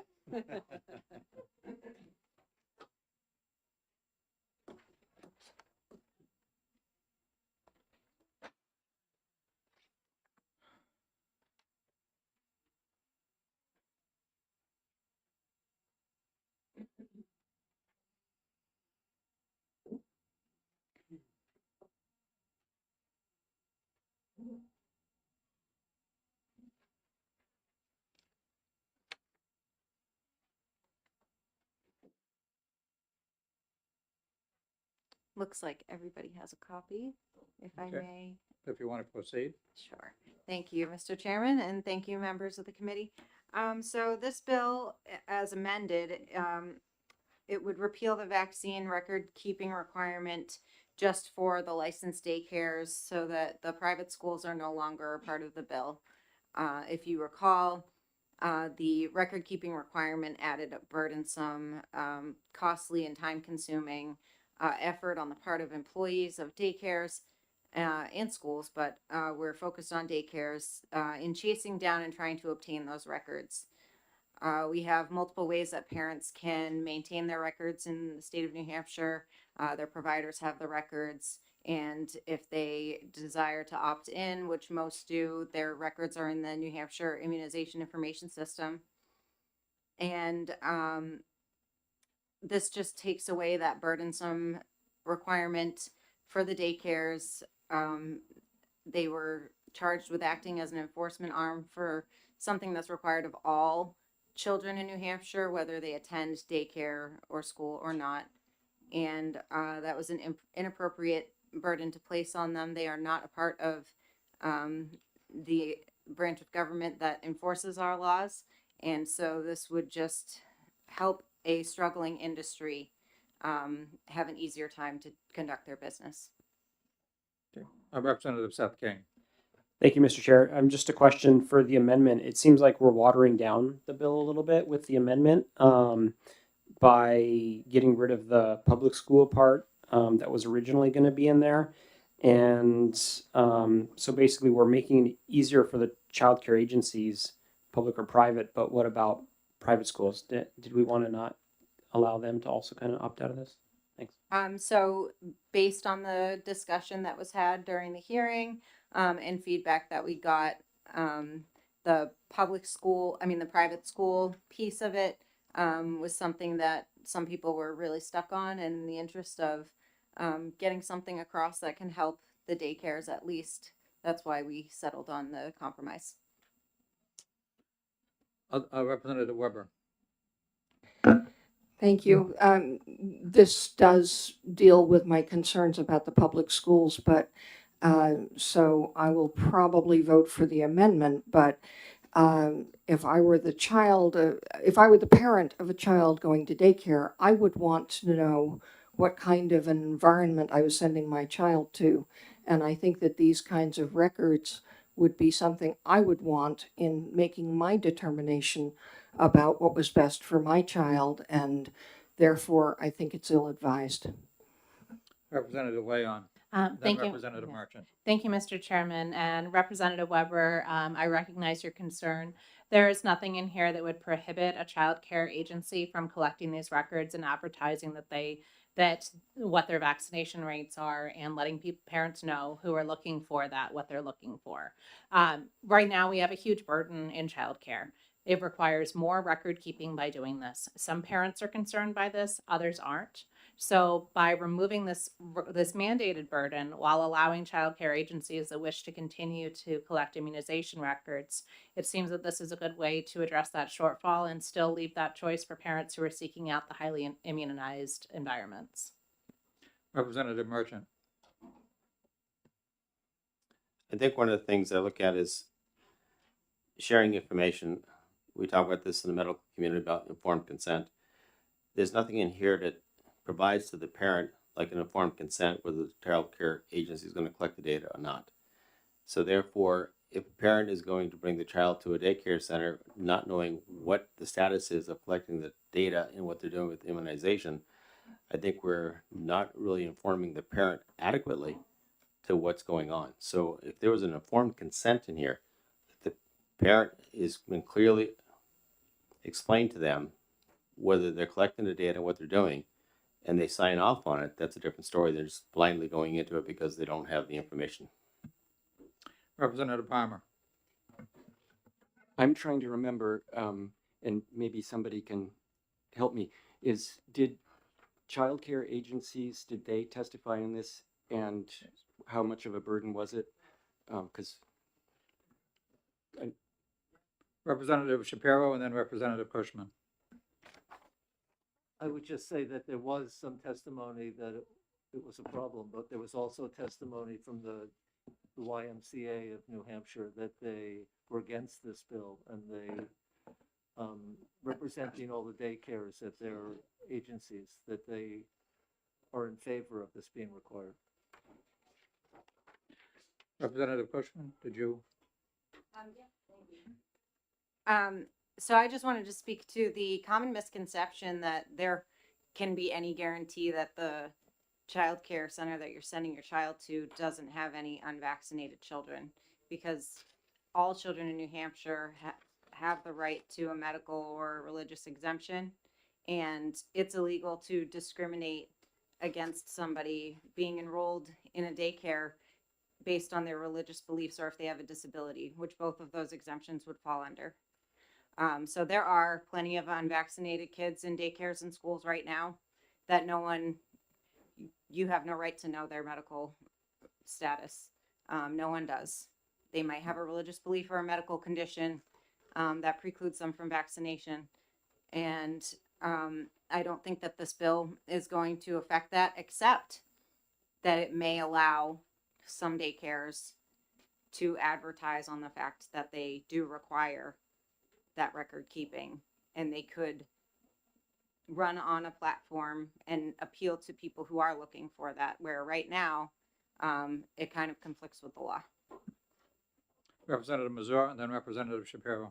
Yes, thank you. Since the YMCA was brought up, yes, they oppose it, but we heard from several others that they support this. And the thing is with the YMCA, even this bill does not require anyone not to do that. So if the YMCA still wants to advertise this, they can. It gives them the option to, and maybe they have the staffing to do all of that the other childcare agencies that testified to us didn't. So, the Y was one example, and as we know, they're a very large organization that may have adequate staffing to do this, but many others don't, and they are suffering because of it. So we need to listen to those too. Representative Shapiro. Yes, thank you, Mr. Chairman. I think we probably just have conflicting philosophies about these kinds of things, but I'm going to vote against the bill, amended or not, because I feel like the requirement of reporting vaccinations in schools is historically part of the public health fabric that we've developed in this country. And and of course, not every kid who goes to a daycare or a public school is vaccinated. And in fact, we've had some outbreaks of diseases in Keene at the local Waldorf school because a lot of the parents there don't believe in vaccinations. So it's not a guarantee, but in my mind, the reporting to schools about vaccinations is one of the things that encourages more kids, more families to be vaccinated, which is, in my mind, is a important public health. It's important to public health, and I realize it doesn't do it for other people, but for me, it trumps people's individual right to not get vaccinated. Okay. Any other discussion? Motion is ought to pass on amendment 2024-0810H. And ask the clerk to call the roll. Representative Leon, Yes. Representative Cushman, Yes. Representative Bill King, yes. Representative Kofal, Yes. Representative McLean, Yes. Representative Seth King, Yes. Representative Mazur, Yes. Representative Nagel. Yes. Representative Pelosi, Yes. Representative Weber, Yes. Representative McKay, Yes. Representative Freitas, Representative Hecken Phillips, Yes. Representative Nutter Upham, No. Representative Shapiro, Just on the amendment, yes. Yes. Representative Merchant, Yes. Representative Murphy, No. Representative Palmer, Yes. Representative Tejas, Yes. and Representative McDonald. Yes. 17-2 and 1 night here. 17 to Two. 2 to 1. Okay, Representative Cushman, do you have another motion? Thank you, Mr. Chairman. Yes, I move ought to pass on House Bill 1213 FN as amended by 2024-0810H. Okay, Representative Kofal seconds. Any discussion? You wish to speak to that motion, or? I think that we had enough discussion on the amendment. Okay. Any other discussion? Seeing none, when the clerk is ready. Motion is ought to pass as amended on HB 1213 FN. Representative Leon, Yes. Representative Cushman, Yes. Representative Bill King, yes. Representative Kofal, Yes. Representative McLean, Yes. Representative Seth King, Yes. Representative Mazur, Yes. Representative Nagel, Yes. Representative Pelosi, Yes. Representative Weber, No.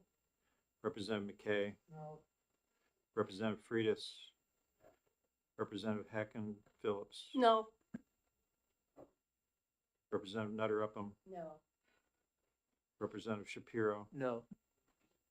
Representative Merchant, No. Representative Murphy, No.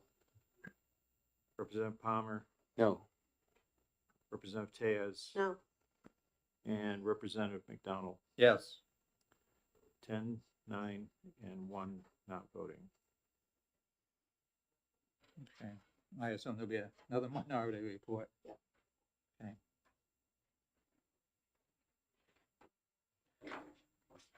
Okay. Okay, next up is HB 1240. Do I have a motion? I'd like to make a motion. Representative Nagel. I'd like to make a motion on HB 1240 and expedient to legislate. Okay, is there a second? Representative Shapiro seconds. Representative Nagel, do you want to speak to your motion? Sure. The first comments are going to be germane to the next three bills, but I'm on the Therapeutic Cannabis Oversight Board, and I just wanted to explain a little bit about the process. The Oversight Board did not support this bill.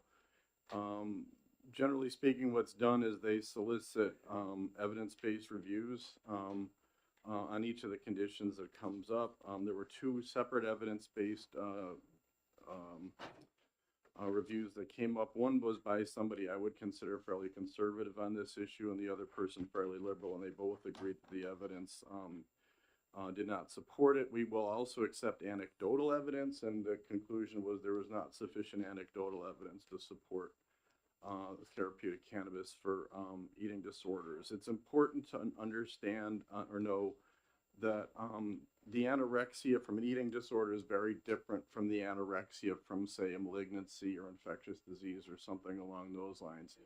In an eating disorder, the person is purposely trying to suppress their appetite by various means in order to achieve a distorted body image. The concern was, and there is some evidence for this, is that when you start giving cannabis to somebody outside the realm of the complex interdisciplinary treatment they receive, that they engage in binge eating, and basically disrupt the entire treatment process. And in the end, it actually turns out to be harmful, not helpful. On the flip side, if you have malignancy with anorexia, you don't have any appetite because of the disease process. So actually, cannabinoids can actually help that by stimulating your appetite to achieve a lean body mass. The other issue that was raised that's really important also is that anorexia or eating disorders in general are complex disorders. There's multiple comorbidities, including anxiety disorder, which we're going to talk about next, depression, post-traumatic stress disorder. Those things are all dealt with separately, and we believe that each of these comorbidities should be done separately, and it's perhaps a woman or whatever with an eating disorder may qualify or may be helped based on one of their other comorbidities, but not this one. Representative Weber. Well, I want to thank Representative Nagel for that because this one was one that I was very much on the fence about, and what had occurred to me was the issue of binge eating being an eating disorder, and it didn't seem to me like this was going to actually help. And so I really appreciate that explanation, and you have changed me from a maybe ought to pass to an ITL, so thank you. Representative Shapiro and then Representative McLean. Thank you, Mr. Chairman. I would just like to add kind of a larger question, which is that since we passed one bill giving doctors a great deal of discretion, not doctors, but providers a great deal of discretion about qualifying people based on their expert opinion, is it time to stop qualifying different categories for specific diagnoses? Representative Nagel. I thought the exact same thing, and I mean, I think we're kind of locked in for this year that we have to do that. I will say, like, you know, my big concern about all these things is that now I'm blanking on what I was going to say. I'll shut up. Okay. Representative McLean and then Representative Seth King.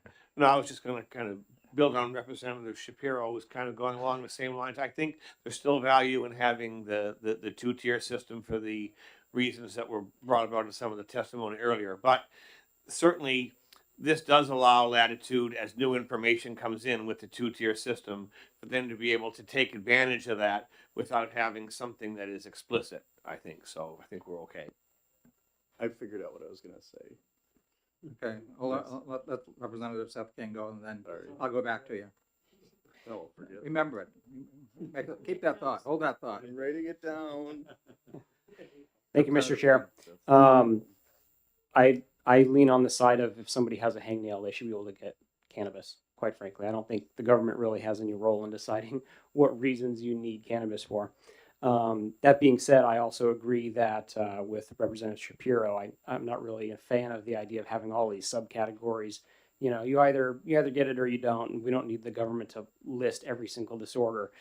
But the world we live in is we do have that, and so we have to decide whether or not we want to allow something like this to go. And so my question, for example, Dr. Nagel, is I'm not quite sure what the concern is here. Are you concerned that somebody who doesn't really have an eating disorder is going to use that as an excuse to get cannabis?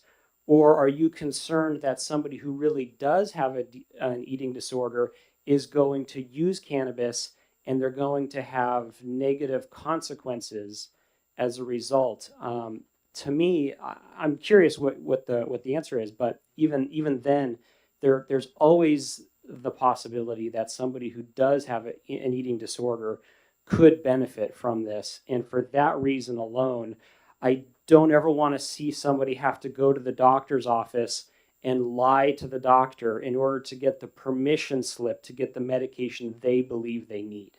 So, thank you. Yeah, I mean, oh, sorry. Go ahead. I'm next. Okay.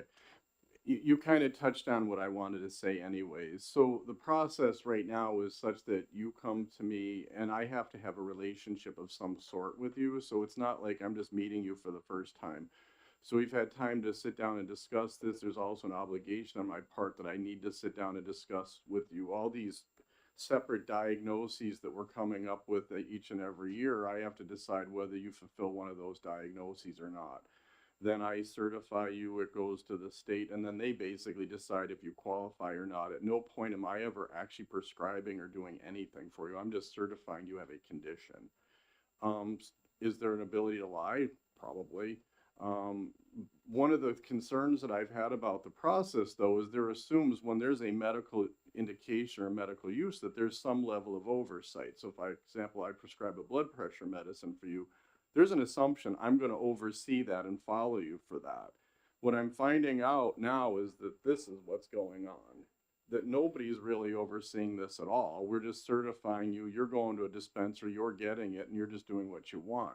The concern with anorexia was that if somebody chooses to do that, they could, since there is really no oversight, well, I shouldn't say there's none. In a lot of cases, there's none.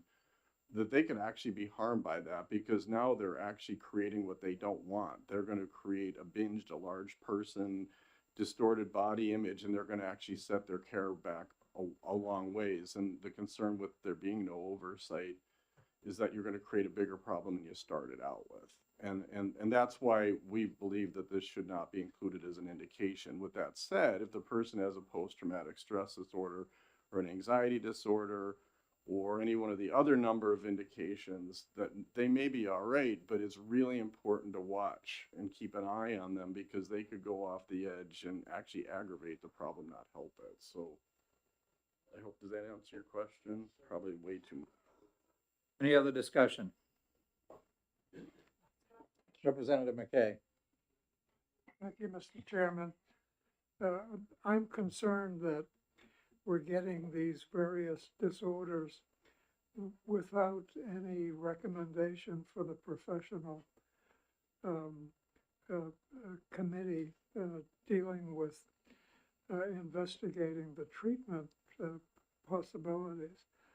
So that I feel like I should not vote for this based on the fact that we have no recommendation. If they did, I'd like to know what it is. Representative Nagel. So there were two physicians, two healthcare providers actually did an evidence-based review of this particular issue, and both came to identical conclusions that there was no empiric evidence to support this, to support cannabis for this particular issue. Now that you've brought that up, I brought up at the last meeting that I really think we need expert testimony before our committee about issues like this. And as you said, it may be moot now. We may not need to do this, but I would love to have like an eating disorder expert come and testify to us. We don't do that. When they do these reviews, they do have the option of actually interviewing somebody along those lines, but they do not testify to us. Representative Merchant. Just to be short on my records, we are doing an IS, not an ITL. The motion No. is ITL. ITL. Versus, Inexpedient to legislate. versus IS. Okay, I thought there was an IS. Any other Representative Weber. I was just clarifying that we are, if you are opposed to having the condition included in the statute, you're going to be voting yes on an inexpedient to legislate motion. Just because we've gotten a little wound up here. So we could, to be clear about this, we could vote against the ITL and vote for an IS. We could. I won't. Other discussion? Seeing no other discussion, I'll ask the clerk to call the roll. The motion is inexpedient to legislate on HB 1240. Representative Leon, Yes. Representative Cushman, No. Representative Bill King, yes. Representative Kofalt, No. Representative McLean, yes. Representative Seth King, No. Representative Mazur, No. Representative Nagel, Yes. Representative Pelosi, No. Representative Weber, Yes. Representative McKay, Yes. Representative Freitas, Representative Hacken Phillips, Yes. Representative Nutter Upham. Yes. Representative Shapiro, Yes. Representative Merchant, Yes. Representative Murphy, Yes. Representative Palmer, Yes. Representative Tejas, Yes. and Representative McDonald. Yes. 14-5 and 1 not voting. Okay, will there be a minority report on that?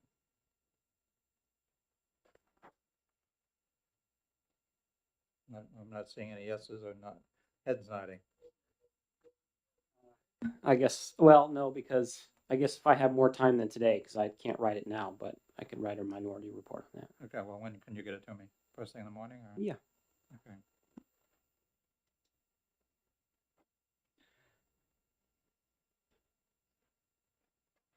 And what will your motion be? Well, it'll just be against ITL. No, so- it has to be a motion. Okay. My motion would be.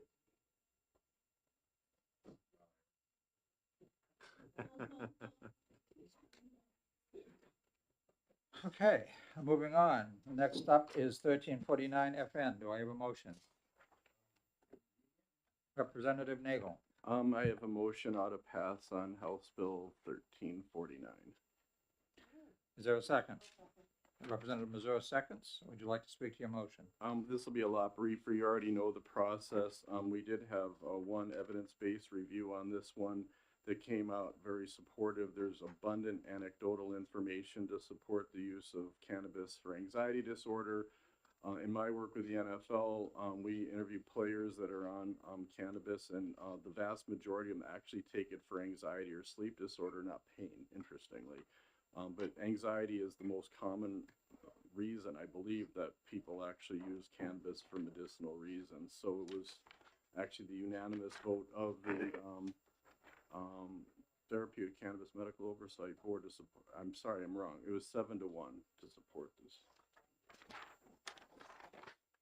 Okay, so your motion is OTP. Any other discussion on this motion? Representative Murphy.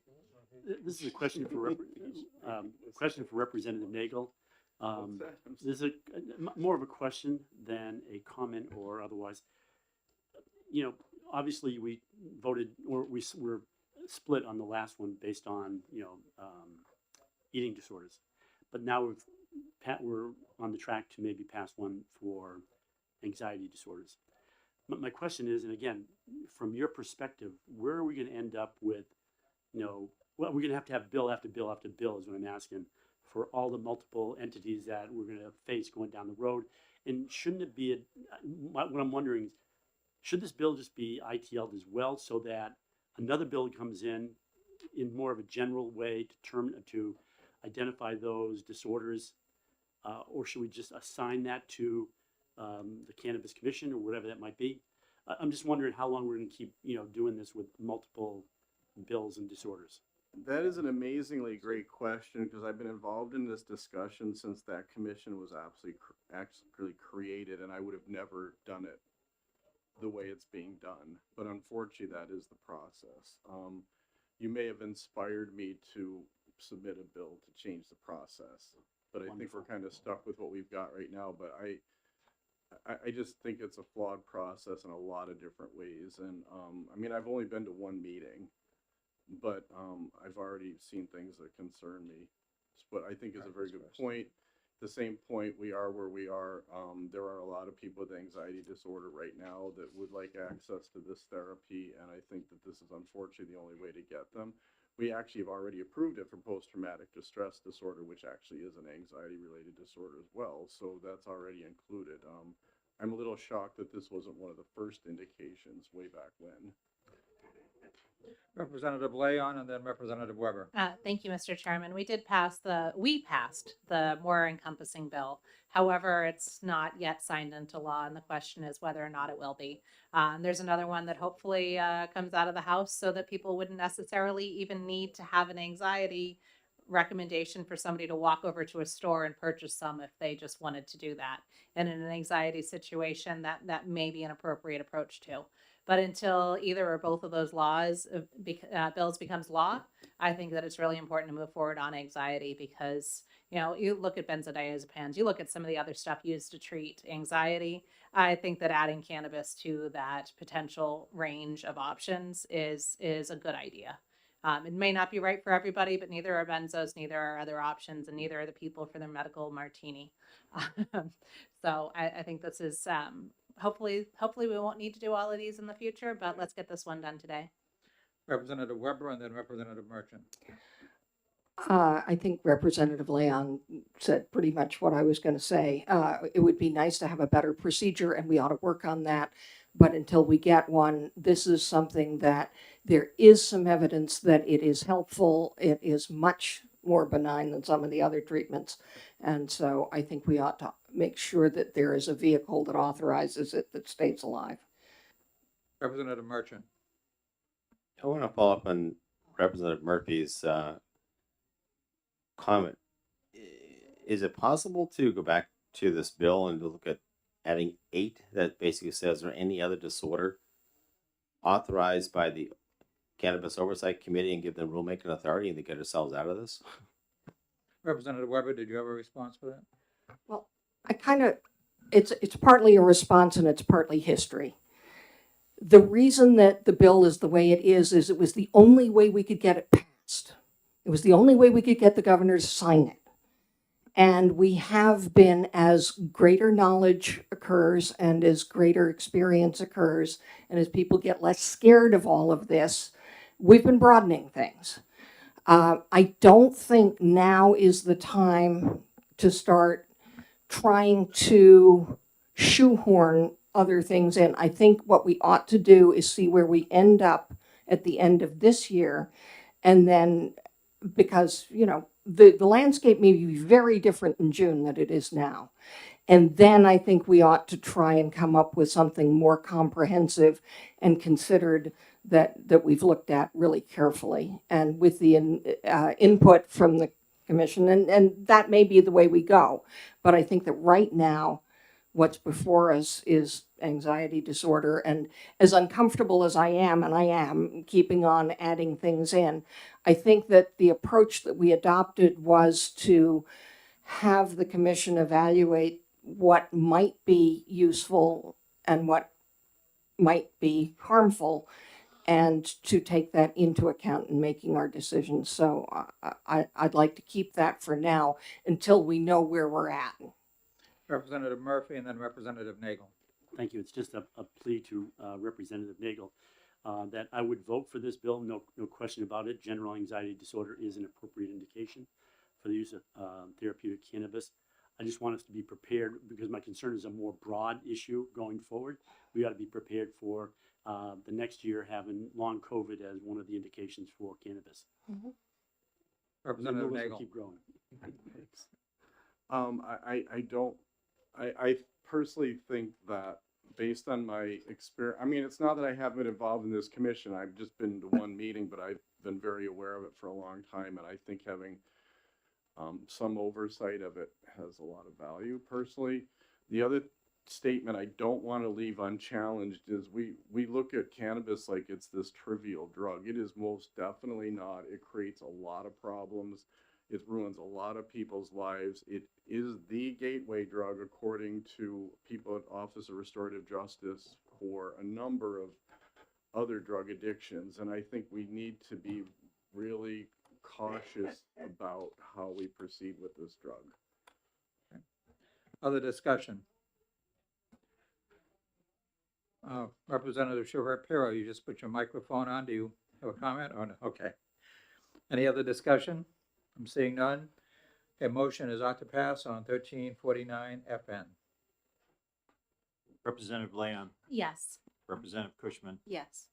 Representative Bill King, yes. Representative Kofal, Yes. Representative McLean, Yes. Representative Seth King, Yes. Representative Mazur, Yes. Representative Nagel, Yes. Representative Polozov, Yes. Representative Weber, Yes. Representative McKay, Yes. Representative Freitas, Representative Hacken Phillips, Yes. Representative Nutter Upham, Representative Shapiro, Yes. Representative Merchant, Yes. Representative Murphy, Yes. Representative Palmer, Yes. Representative Tejas, Yes. and Representative McDonald. Yes. 19, 0, and 1 not voting. I move consent. Is consent acceptable being a fiscal note or? Oh. Is there any money attached? I mean, Okay. All right. There's no objection. Yeah, we'll put it on consent.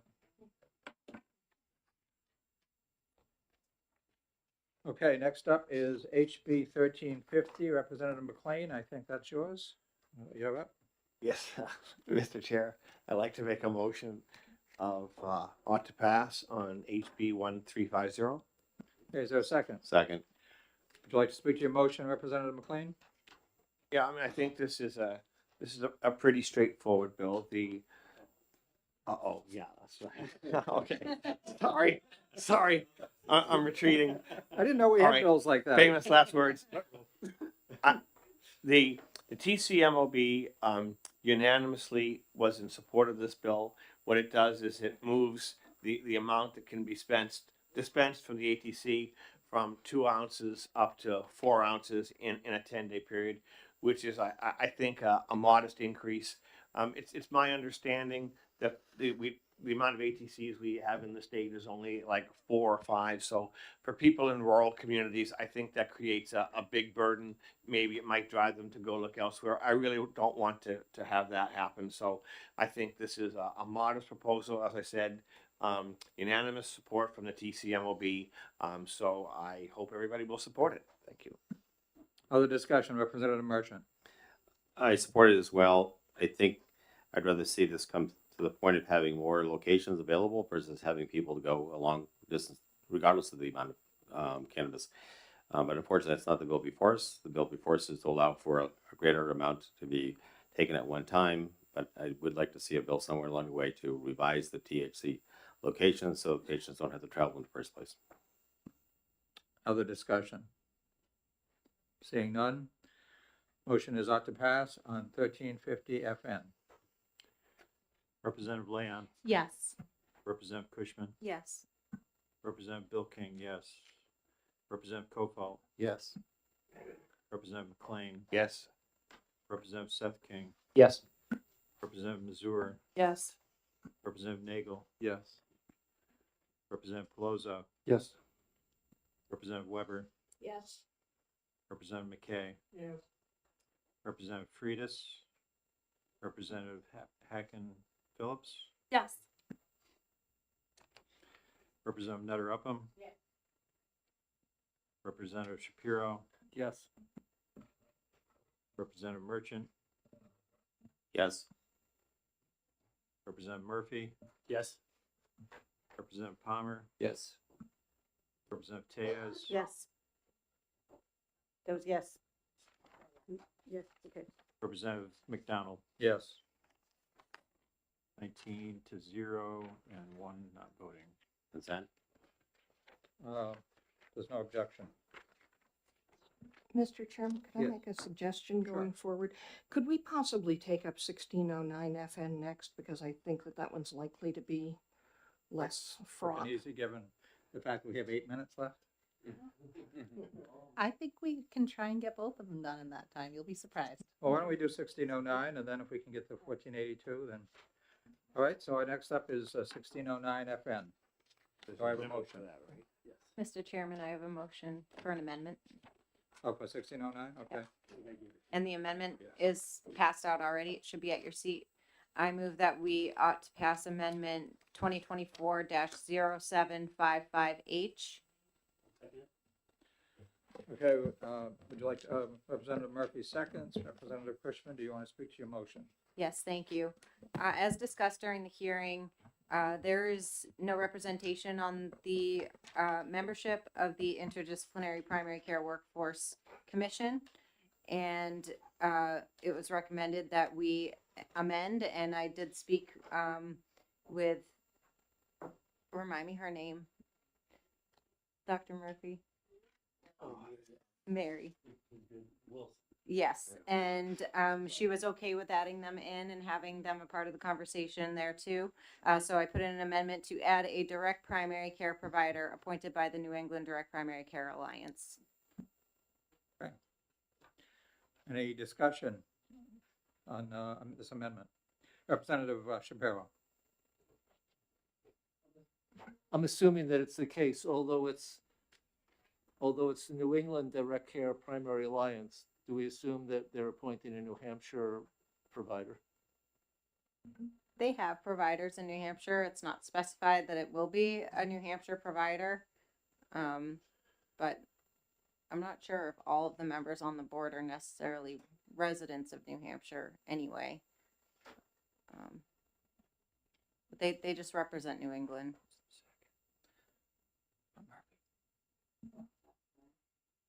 Representative Murphy? I don't have a problem with it being specified one way or the other. As we'll see going forward, there are going to be a number of alternative payment, methodologies coming forward, and they'll be both regionally, statewide, and nationally run. So, for instance, and I mentioned this before to Representative Cushman, last night or this morning driving in, I'd listened to the radio, and you may not know it yet, but Amazon Prime is now going to come out with a primary care package as well, offering primary care. And it may start off as mostly telemedicine, but I think what we're going to see going forward is that we're going to have a number of not just local, but regionally and nationally, these type of organizations that will be getting into the primary care market. And so if New England Direct Primary Care is the one that appoints it, it would be fine. More than likely, it would have to be New Hampshire only because primary care is going to be local, and you want to have, you don't want to have a primary care in Rhode Island and have somebody from Coos County in Representative King's area drive all the way down there. So it would probably, by the nature of primary care, be more local to their constituents or their patients.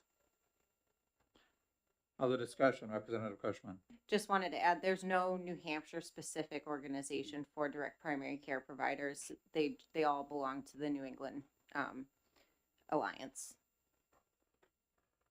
Other discussion?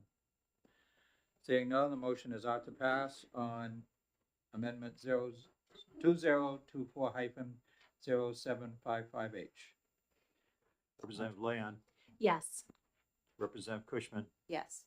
Representative Bill King, yes. Representative Kofalt, Yes. Representative McLean, Yes. Representative Seth King, Yes. Representative Mazur, Yes. Representative Nagel.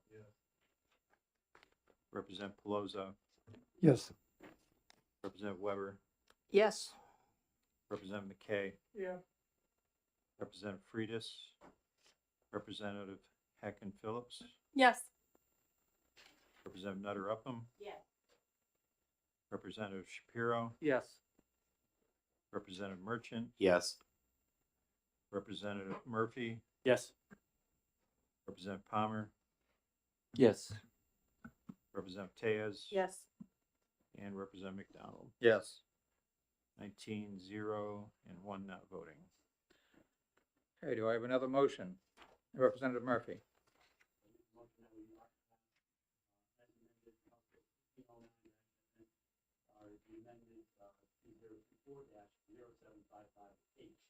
Okay, is there a second? Representative Cushman seconds. Any discussion? Seeing none, and the clerk is ready. Representative Leon, Yes. Representative Cushman, Yes. Representative Bill King, yes. Representative Kofal, Yes. Representative McLean, Yes. Representative Seth King, Yes. Representative Mazur, Yes. Representative Nagel, Representative Pelosi, Yes. Representative Weber, Yes. Representative McKay, Yes. Representative Freitas, Representative Hacken Phillips, Yes. Representative Nutter Upham, Representative Shapiro, Yes. Representative Merchant, Yes. Representative Murphy, Yes. Representative Palmer, Yes. Representative Tejas, Yes. and Representative McDonald. Yes. 19, 0, and 1 not voting. Yeah. Was there money involved in this one? They couldn't give Okay, us a no. fiscal impact at the Okay. time of, I got the bill anyway. So I have no, if there's no objection, we'll put that on consent. Go for it. All right, now I know some people have a hard stop of 3 o'clock, so, Yeah, we Okay. this one's. This is. all right. All right, last but not least. It's okay with everybody else. It's certainly okay with me. Next up is HB 1482, Representative Seth King. I'd like to make a motion of ITL on House Bill 1482. Is there a second? Second. Okay, Representative Nutter Upham seconded? Okay.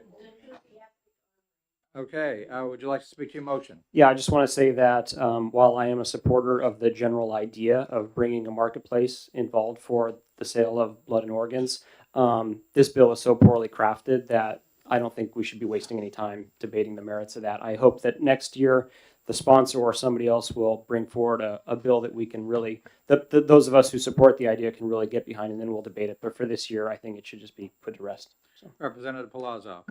Well, I understand I will be in absolute minority. I think it should be ought to pass. This bill is an important step to solve the shortage of blood and organs, and it solves immoral situation when our heroic donors are not only fairly compensated, but sometimes they are punished. For example, they have to pay for their recovery, and sometimes their life insurance is in danger from their donation. We are being told by lobbyists that current system is working and moral. But last year, you remember, we heard the same, but only to learn that federal government itself is trying to fix it by breaking the United Network for Sharing Organs, UNOS, multi-decade monopoly, because the situation is so dire and broken. So we currently allowed to sell plasma and other organs. So this bill will help to save lives. Thank you. Other discussion? Seeing none, motion is ITL on House Bill 1482. Mr. Clark. Representative Leon, Yes. Representative Cushman, Yes. Representative Bill King, yes. Representative Kofal, Yes. Representative McLean, Yes. Representative Seth King, Yes. Representative Mazur, Yes. Representative Nagel, Representative Pelosi, No. Representative Weber, Yes. Representative McKay, Yeah. Representative Freitas, no vote. Representative Hacken Phillips, Yes. Representative Nutter Upham, Yes. Representative Shapiro, Yes. Representative Merchant, Yes. Representative Murphy, Yes. Representative Palmer, Yes. Representative Tejas, Yes. and Representative McDonald. Yes. Okay, it's 18, 1, and 1 not voting. Representative Plaza, I assume no minority report, or? Yes, he's writing one. Oh, he is, okay. All right, I need that by tomorrow morning. Okay. And again, anybody who owes me a report, if you can't get it into me today, please have it for me in the morning. He's doing minority report. So thank you, everyone. We did it. I wasn't sure we would, but we did it. Thank you, everybody, and I'll see you tomorrow. On these two. We stand adjourned. Yeah. Okay.